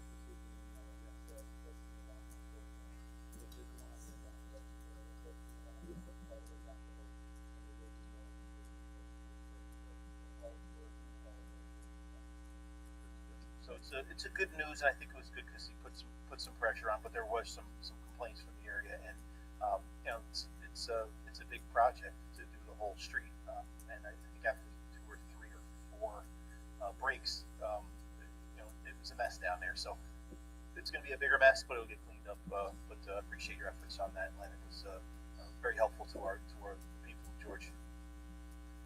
Memorial Day Parade, again, just to touch on it quickly, it's our 250th celebration. It's on May 25th. I know Melissa and Recreation and her team are working hard on this. It starts May 25th, again at 10 a.m., rain or shine. Come be a part of our special day. It's a great way to honor and celebrate, bring our community together. Anyone who has any questions can contact our Recreation Department at recreation@middlesexborough-nj.gov, or you can just call the phone on 732-356-7400. Their extension is 277. Special thanks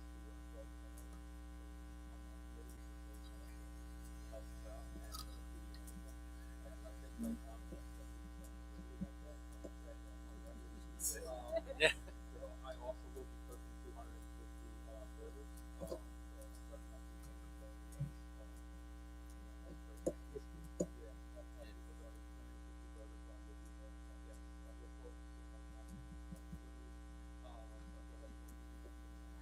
I know Mr. Koenig said that Ms. Penrose yelled at him once. I don't know if he's looking for sympathy on this, but I'm the chief of police. She yelled at me once myself too. It's open season. He does not get my sympathy. Mr. Koenig does not get. He might deserve an award, but he doesn't get my sympathy. I think actually, weren't they also looking for, if anyone's out there in TV land, they're looking for a couple of classic cars or convertibles? Oh yeah, I was gonna bring out the van, but I figured you guys wouldn't want that. No, they're still looking. Couple quick convertibles. Okay. How many you need?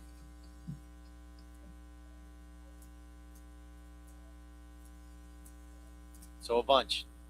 All right. That's us. We also have the fact that I'll carry it, surely. Yeah. Yep.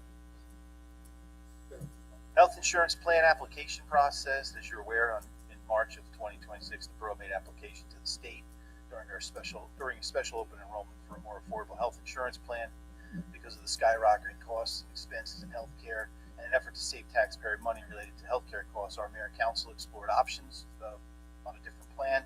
We've provided the state with all the required documentation at this point, and a new health insurance plan. It's the Middlesex Borough HRA, which is the health reimbursement range, will go into effect on June 1st, 2026. We'll continue to review options and implement cost-saving measures when possible. Last week, Middlesex Police Department had DEA National Take Back Day. I really wasn't going to mention this, but I just thought it was interesting. That's when we accept drugs and prescription medicines that are no longer needed, that the public needs to dispose of. Anything expired, unused, unwanted.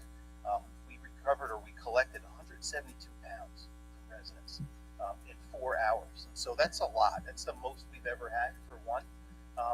By a decent amount. So just it's a good service that we provide twice a year. If you have something, I know there's other locations around, one in Piscataway and I think Somerville, where they do it. It's year round, but our program seems to work really good. Lastly, I'm asking the mayor and council for a consensus to request the borough attorney Chris Corsini to create an ordinance allowing the municipal clerk to officiate marriage ceremonies. I just have a little blurb here on it. Just bear with me, I'll read through. New Jersey Public Law 2025, Chapter 222, formerly Assembly Bill 8583, approved on January 12, 2026, allows municipal clerks to solemnize marriage and civil unions in the state of New Jersey. This legislation is an amendment to RS 37:1-13, which expands the list of officials authorized to perform these ceremonies. If a municipal clerk who serves in a registrar capacity officiates a marriage ceremony, that individual shall not perform any other function related to the registration or issuance of the record, issuing and or receiving a license, accepting a license application, or issuing certified copies of the record. These tasks would fall to the deputy to perform. Any current municipal clerk offering officiant services must adhere to New Jersey state statutes, regulations, and both state and municipal policies. If such services are offered by the current municipal clerk, they must be offered fairly and with consistency. Such rules include NJSA 37:1-1.3, which affirms that the state, any government entity, or any other institution shall not infringe upon the fundamental right of a person to marry or enter into a civil union, as well as NJSA 10:5-4, which provides that all persons shall receive the opportunity to access public accommodations without discrimination based on protected characteristics. If council agrees, resident and non-resident fees would need to be established. My recommendation would be $100 for residents and $150 for non-residents. And if you could just let me know your consensus on that, we can move forward or not. You okay? Consensus? Yes.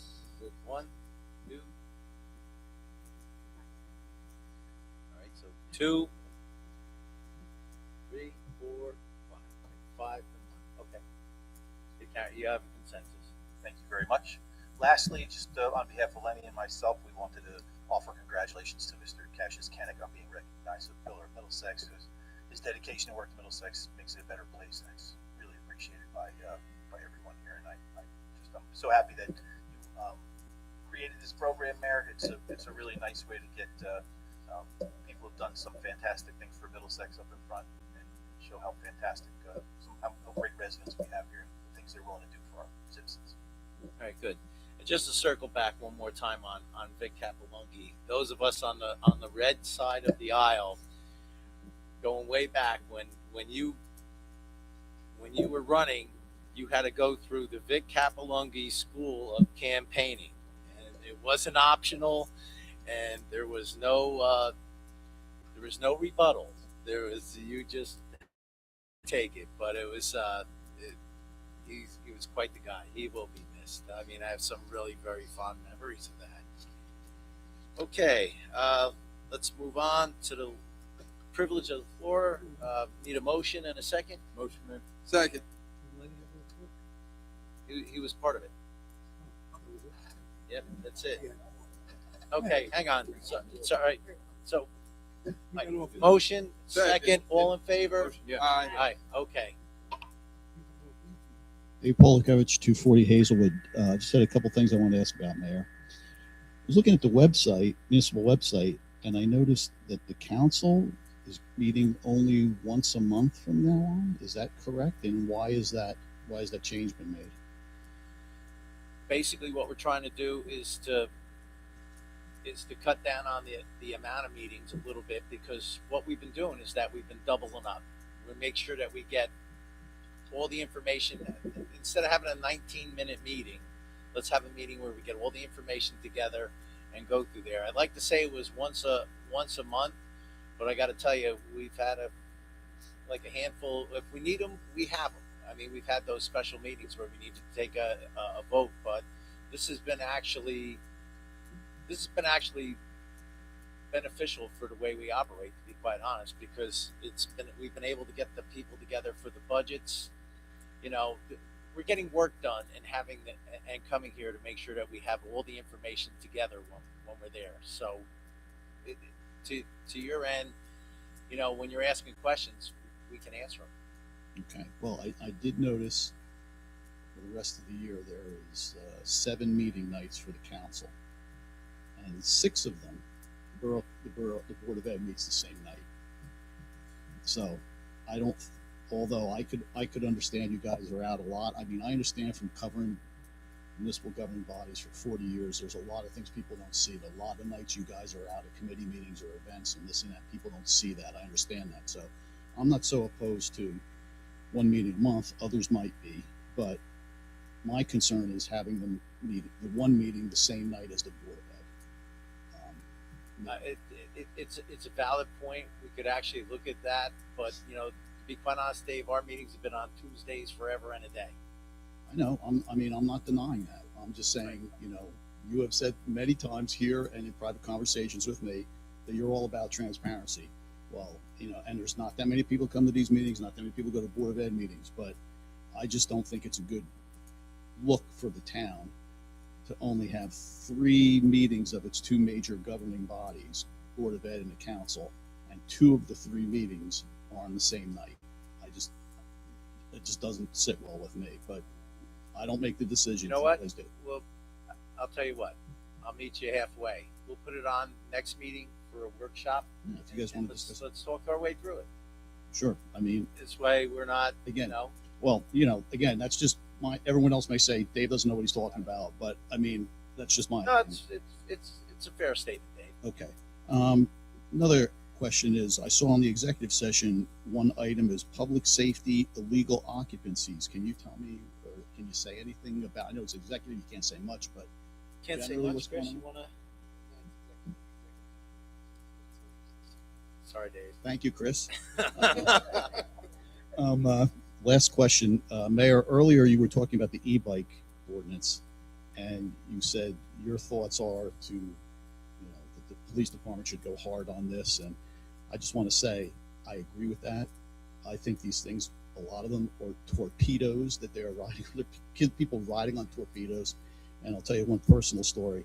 I have a friend, the same friend I was talking about with the garbage costs, lives in Scotch Plains. We go to Rutgers games, football games, a couple times in the fall. He has an RV, so we have to swing around on certain streets. And last fall, we're going down to one street. I'm in the passenger seat, and I'm looking out, and there's on the sidewalk there's flowers and a cross, and I'm like, I hadn't seen it before. It's like, what's that? He goes, somebody got drilled by an e-vehicle, and I'm gathering the person got killed, either pedestrian or the person on the vehicle or whatever. So I would say go hard on these people, because if you go easy on somebody and they do a second offense and somebody gets hurt, everyone's going to come back and say, why didn't you guys put a stop to it when you had a chance to? So if you get somebody who, especially, I hear the stories, you see them on social media, and again, social media, sometimes you have to take it with a grain of salt, but some people, I've seen some mothers saying, I saw a kid at a park, he was driving crazy, I tried to talk to him, he's like, I don't have to listen to you. My parents say I can do whatever I want. You're fighting that kind of attitude. I know the chief could probably talk to that. You're not only being law enforcement, you're being parents at the same time. But I think, this is not a kid stealing licorice from the corner store. This is public safety where somebody could get hurt. And like I said, I've been through Scotch Plains and have seen flowers and a cross on the roadside. I hope we never see that in Middlesex because of that. Well, and there's always a certain amount of things, because you'll see, it depends on the time of day too. I mean, you look at some hours of the day, it's a guy, he's going to work. That's what he's doing. He's using his e-bike, he's going to work, he's obeying the traffic laws, he's doing the right things. But it's Saturday afternoon, they're 4 wide across the street, they're blocking cars, they're not letting them go by on purpose. I mean, come on, there comes a point where I have a lot of patience, although my wife might disagree with that, but you could just see it. You could see someone's going to you're going to catch the wrong guy on the wrong day, and next thing you know, there's going to be bikes and body parts all over the road, and it's going to be unfortunate, and we want to nip it in the bud. I mean, our bottom line here, and I know, our police department, we uphold the law. That's what we want. That's what Middlesex residents want. Uphold the law. We're not saying go hard, they'll be reasonable. You know the routine. If you have a good reason or you're acting with it, but if you're totally reckless and disrespectful, you're going to get what you get. It's always been that way. I would say if you really want to put the stop to this, go hard from the start, because, like I said, word will get around. The guy who does my lawn was telling me that he was going somewhere with his son the one day. I guess they're going down 28, and his son's in the passenger seat, and all these kids were riding scooters alongside the road, and they're all crazy. And his son waves to one of them. He's like, "You know those guys?" And he goes, "Yeah, I play sports against them. They weren't even from Middlesex; they were from another town. From another town, he played against in rec sports. So you may have some of that going on too, where some of the kids that are coming here." You can go pretty far on those vehicles. You don't have to stay in your own town. You can go to the next town or 2 towns over very easily. But I think if Middlesex gets the reputation of saying we're not going to tolerate this from the start, once that those laws start being enforced, I think word will get around, and you would probably have less of a problem. I think our police response will be visible and appropriate. I will tell you that we've already responded to calls where when I was taking over the roads, they went on 28, popping wheelies against oncoming traffic in the middle of the street, blocking traffic. It's dangerous, it's reckless, it's careless. They can get hurt. Our police officers got involved, ordered them to stop it. They got safely through town. But I will tell you, in that past experience, it's already started. We do the social media video from the patrol cars, body worn cameras, identified several of them, and charged them. But that's not the thing. That's Right. not purpose. Right. That's dangerous. And, with those that we have to send a message that we're not going to allow that kind of behavior because we have to keep these children safe. And if they don't understand that a 3,000-pound car can pretty good damage to them on a highway of 25 to 35 miles an hour, you have to send that message. So we've already. Well, and when you talk about public safety, it's not even it's not just the kids on the bike. If they're blocking 28 or one of the major roads and there's an ambulance trying to get through, there's a fire truck trying to get through, sometimes seconds, you know that, Chief, from public safety, sometimes seconds and minutes make a difference. I know someone who went to the hospital and their heart stopped, and the only reason they survived is because their heart stopped when they were at the hospital. The ambulance got them there to the hospital, and that's where their heart stopped. Now, if you had an incident where you had a bunch of people blocking the roadway for some reason, the person doesn't get there, that person doesn't survive. So, and I understand their kids; they probably don't think of all this stuff, but I think they've got to be reminded of it. So, Not all kids. We did start an educational campaign. Put out an education for enforcement. Put out social media. Put out through the school system, their newsletter, and individually students. So we talked about that a few weeks ago, and already have implemented that. okay, thank you.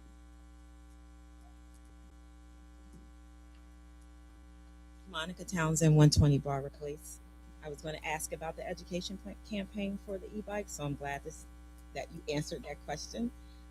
And it's on social media, like it's on the website, the borough's website, police website.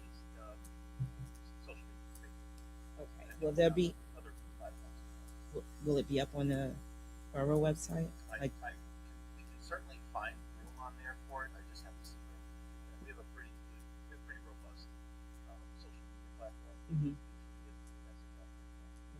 I'm glad that you all are doing it because we did have that conversation last time. And that's part of the reason why we expanded it. I'm also thinking about putting something out to things like put it out and have a link. It's give a tremendous platform for our guys. That's a good idea. Thank you.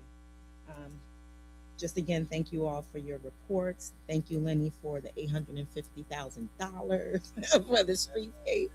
It looks really good so far, so I'm excited to see what's going to happen moving forward. So kudos to you and the team that put that together.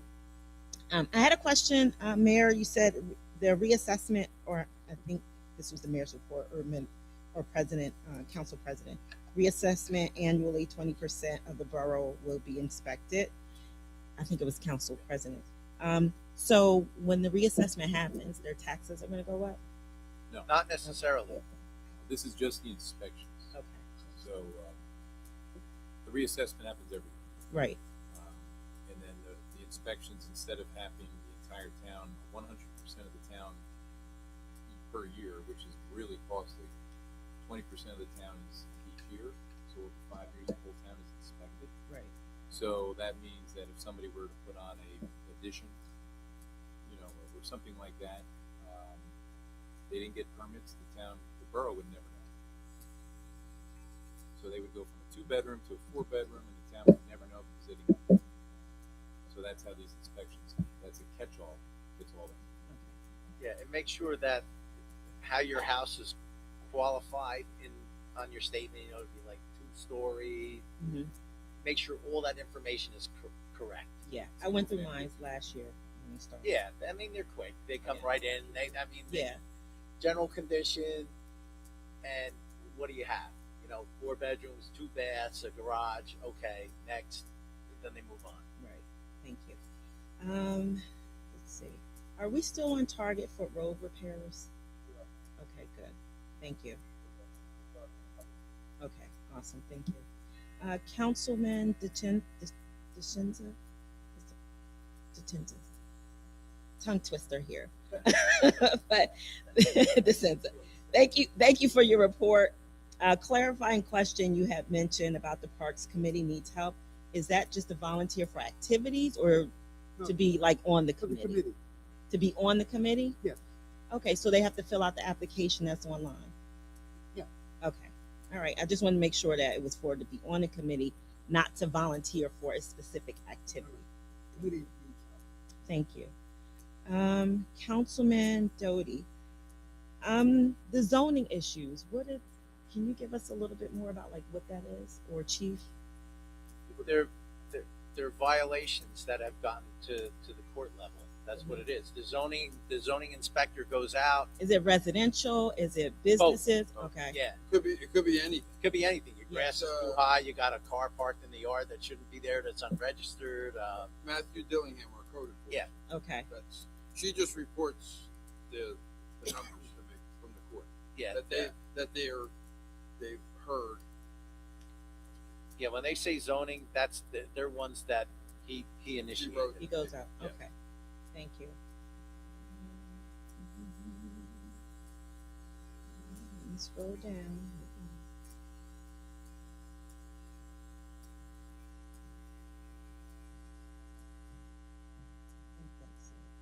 Oh no. So New Jersey American Water doing the water main breaks.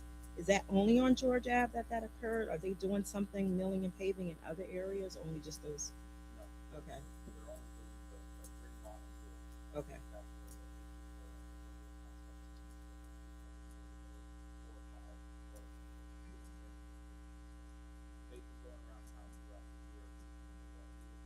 Yeah, water meter fix. They're doing that all over the place. Yeah, I've seen them quite a lot around town.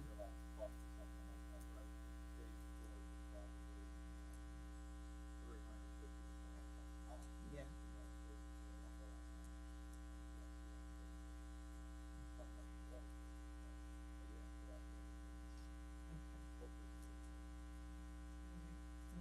Thank you. All right, thank you. Anybody else? I'm sorry, young lady. You got to step up to the mic if you're going to ask a question.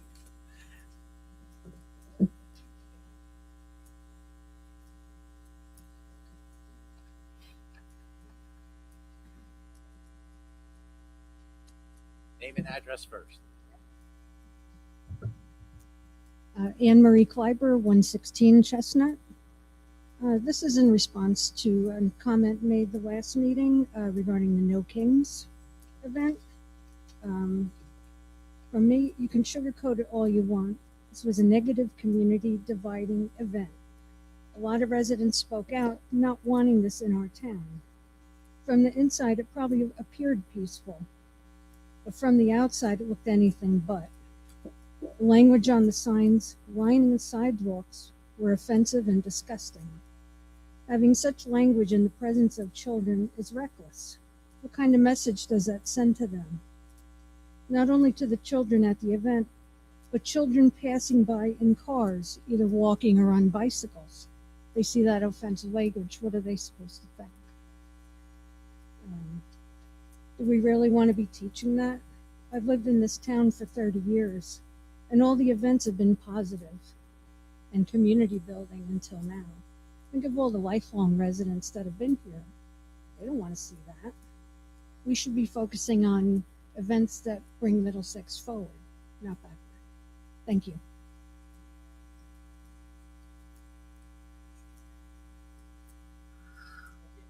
Monica Townsend, 120 Barber Place.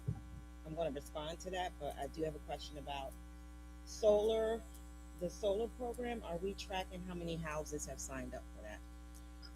We have an idea of how many houses have signed up for that, but we're still reviewing that because I'm one of the people I haven't seen a savings on it yet, so I want to see it come through. Supposed to happen June 9th. I got my email. Did you? Okay, that I didn't see yet. Well, they originally sent June 9th, so look in June. That's Okay. what I figured. Yeah, Oh. end of the summer. I did apply for it, so I was just curious. I did have another question. The Pillar of Middlesex, the last time I was here, congratulations to all those who are Pillar of Middlesex. But I also asked of like, is there a process, an application process? I think you said people just kind of refer to you for that. Are we going to do something where there isn't a process to go through? Because you're going to do this, what, every month, every 2 Oh, no, months? it's just it's been like times a 4 or year, 5 times a year. Okay. So maybe, I mean, at this Six. point, if I think it's up to, yeah, I mean, yeah. it's pretty Mayor- much up. But Mayor- if you have some recommendations, you got my Right, I email. know. Send I'm them just through. thinking I'll of put- like a transparent process that people can apply, submit. You know, you have like qualifiers and criteria for it. Because you're going to do it as often as you're going to do it. I think you need to have a process in place. It's just a suggestion. Yeah, okay. Going Point well taken. Yeah. So, if I may just respond, so the No Kings rally was an opportunity for people to come together to stand in solidarity around issues that are impacting communities that are affecting them in a negative way. It was an opportunity for people to say they are going to stand up with one another and come together and talk about the atrocities that our people are facing that are coming down from the federal government to our local communities. It was not to divide anyone. It was to bring people together around a common issue and a common concern that we all are facing.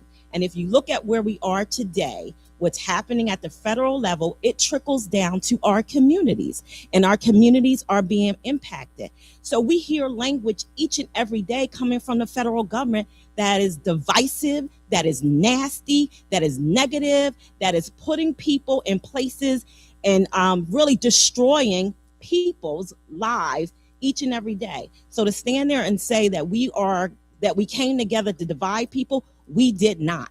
We came together to bring people together to talk about the issues that are important to people that are going to be affected by them every single day. And to stand there and say that people are having divisive language when this federal administration is divisive. Every time you turn on the freaking news, they are divisive, okay? And they are trying to destroy communities. So I'm going to stand up each and every time I get to talk about what they're doing and how it is going to affect this community while I'm in it. You want to talk about the issues that are impacting?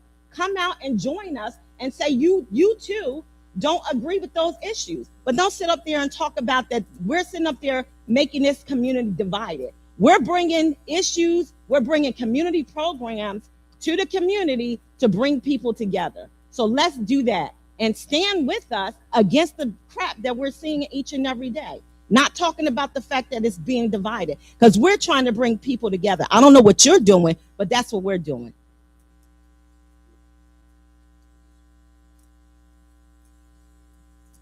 Good evening, Vincent Rouse, 60 Washington Avenue.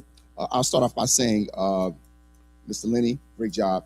Thank you so much. And also, Chief, great job as well. I want to also reply to that as well, as I got up last month, and made a statement about the No Kings rally. Again, I concur with Ms. Monica that the No Kings rally was not anything to divide Middlesex Borough. Middlesex Borough have a plethora of people who live in this community, and we should respect and honor everybody's opinion. There was no nasty signs that I saw there, and any incident that arose, like I said before, Chief Geist made sure that his people were there to shut it down quickly, and that did not come from those who are a part of the No Kings rally, right? There were those who infiltrated to try to do something, and it really did not stop what was going on. It was a peaceful day. And again, I concur again with what Monica stated, that you have things coming down from the federal government that you see every single day. But it has remained peaceful in Middlesex Borough. None of the report that Councilman Doty gave had anything to do with the rally that day. None of it had to do with the rally, and nothing thereafter. I can guarantee that. So we want to remain a family unit in Middlesex Borough. But again, a part of being a family unit is that we honor everybody and respect everybody's opinion about what's going on. Again, I would concur with Monica, and I have my own opinion about it as well. For those that's listening online, people were there, they saw it, and we have folks from other towns that said thumbs up to Middlesex Borough for finally stepping out and doing something to show that there's some people here that honestly care about others in this world besides ourselves. Thank you.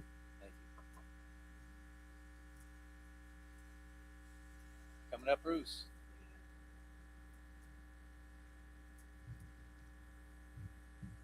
First off, thank you, Chief Geist, and I think Lenny worked on this. Bruce Sanders, 10 Venice Avenue. Regarding the e-bikes, okay? Tell you a little story. Coming back Sunday after Mother's Day, 5 o'clock. This is the third time I've seen this in action. Coming back on Marlborough Avenue, e-bike was riding towards the church. I'm coming back down from the church. And of course, I see him in the middle of the road. And I'm like, he's going to do something. I roll down my window. Of course, he does a wheelie on Marlborough Avenue from about midway till about 3/4 up. So I beeped at him and I did yell at him. Now he immediately put the wheels down and looked back at me like, how can someone do this? And you're right. If I didn't have someone else in the car, I was driving, I would have turned around, got behind him, not in a nice way, and called 911 to get behind me to get him pulled off the road. This is happening more and more. They hang out at Wendy's. They've also been on the shopping center right on 28. So I think you should put down the hammer. I do have a suggestion on that. I'll just say what it was. Okay, first off, you said $250,000 or $250 for the first fine. The second suggestion would be, if you have a second offense and it's a traffic violation, like doing a wheelie or something that could harm someone, can we impound that bike? Is there anything? Because I know kids, I worked with them for 10 years in schools. If you want to make a statement, you impound that bike. You have the recycling center. You don't, not like you have to feed somebody. You put it in the recycling center. You put chains around it. It can't go anywhere. And it's impounded until they go to court. You do that and it stops, dead stop. I guarantee you. So you have a $1,000 fine at that point. You impound it. They can get it back. You don't have, like I said, you don't have to put it underneath the shed. You don't have to protect it. It was their responsibility. It's just a suggestion. So the third thing I wanted to say is there are state laws in regarding this whole e-bike thing. I'm going to be one of those e-bike people, but I'm not going to be doing wheelies. I can tell you, if I want to fall on my back, mate. Much information. Yeah, I know. But I'm just trying to tell you that the point is there are new state laws coming down. Should those be somewhat listed in our ordinance?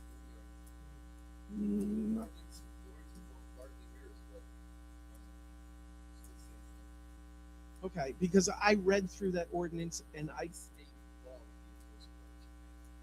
correct, but I'm saying a judge looks at the ordinance. So he's not going to know. Okay, all right, but he's not necessarily going to know if you had it in the ordinance, it would spell it all out. You know, it's just a thought on that. But I think, like I said, we should consider, I know there might be laws against that, but they impound cars for traffic violations or parking in the wrong spot.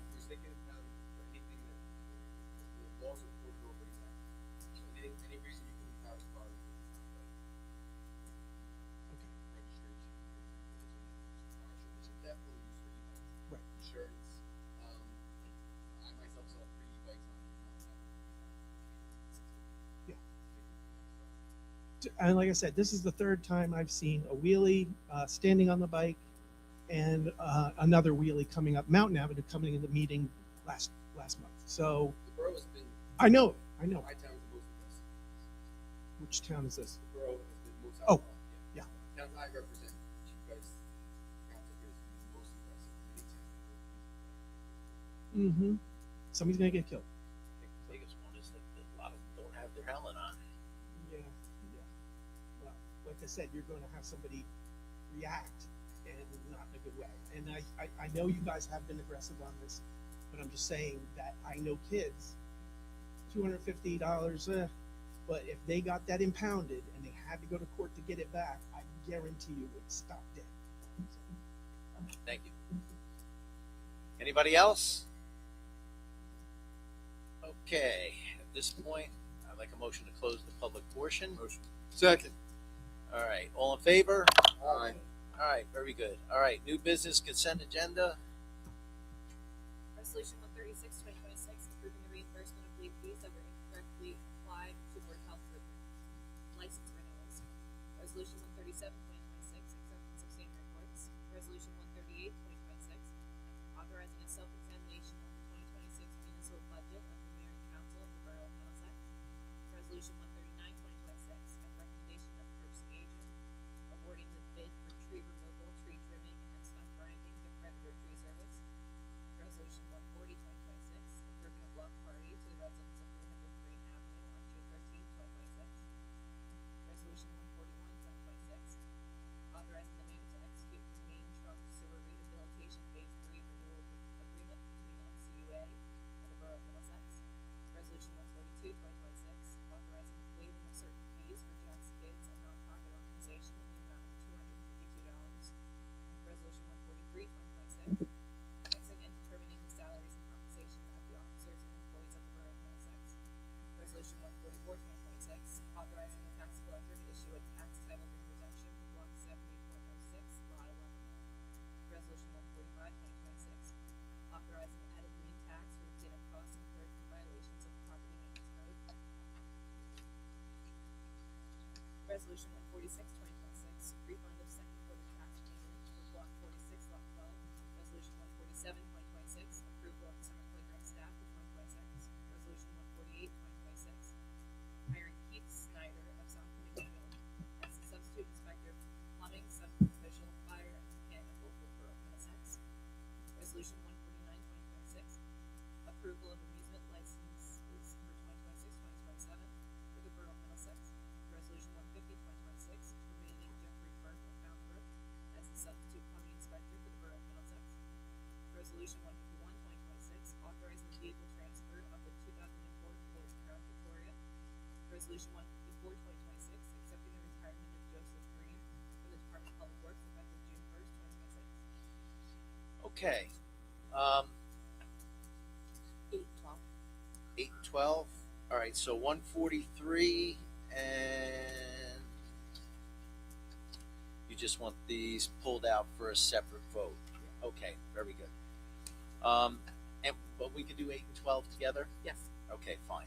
All right, so I'd like a motion to approve everything except resolution 143 and 147. Yes. Motion. Motion, second. Any discussion on these? Okay, call the roll, please. Council President Conant. Yes. Councilwoman Clark. Yes. Councilman DeSenza. Yes. Councilman Doty. Yes. Councilman Griggs. Yes. Councilwoman Cook. Yes. Okay, I'd like a motion to approve resolution 143, 2026, and resolution 147, 2026. Second? Second. Okay, at this point, you just want these separated out so you could have a separate vote? Okay, very good. Any discussion, guys? Call the roll, please. Council President Conant. Yes. Councilwoman Clark. Abstain. Councilman DeSenza. Yes. Councilman Doty. Yes. Councilman Griggs. Yes.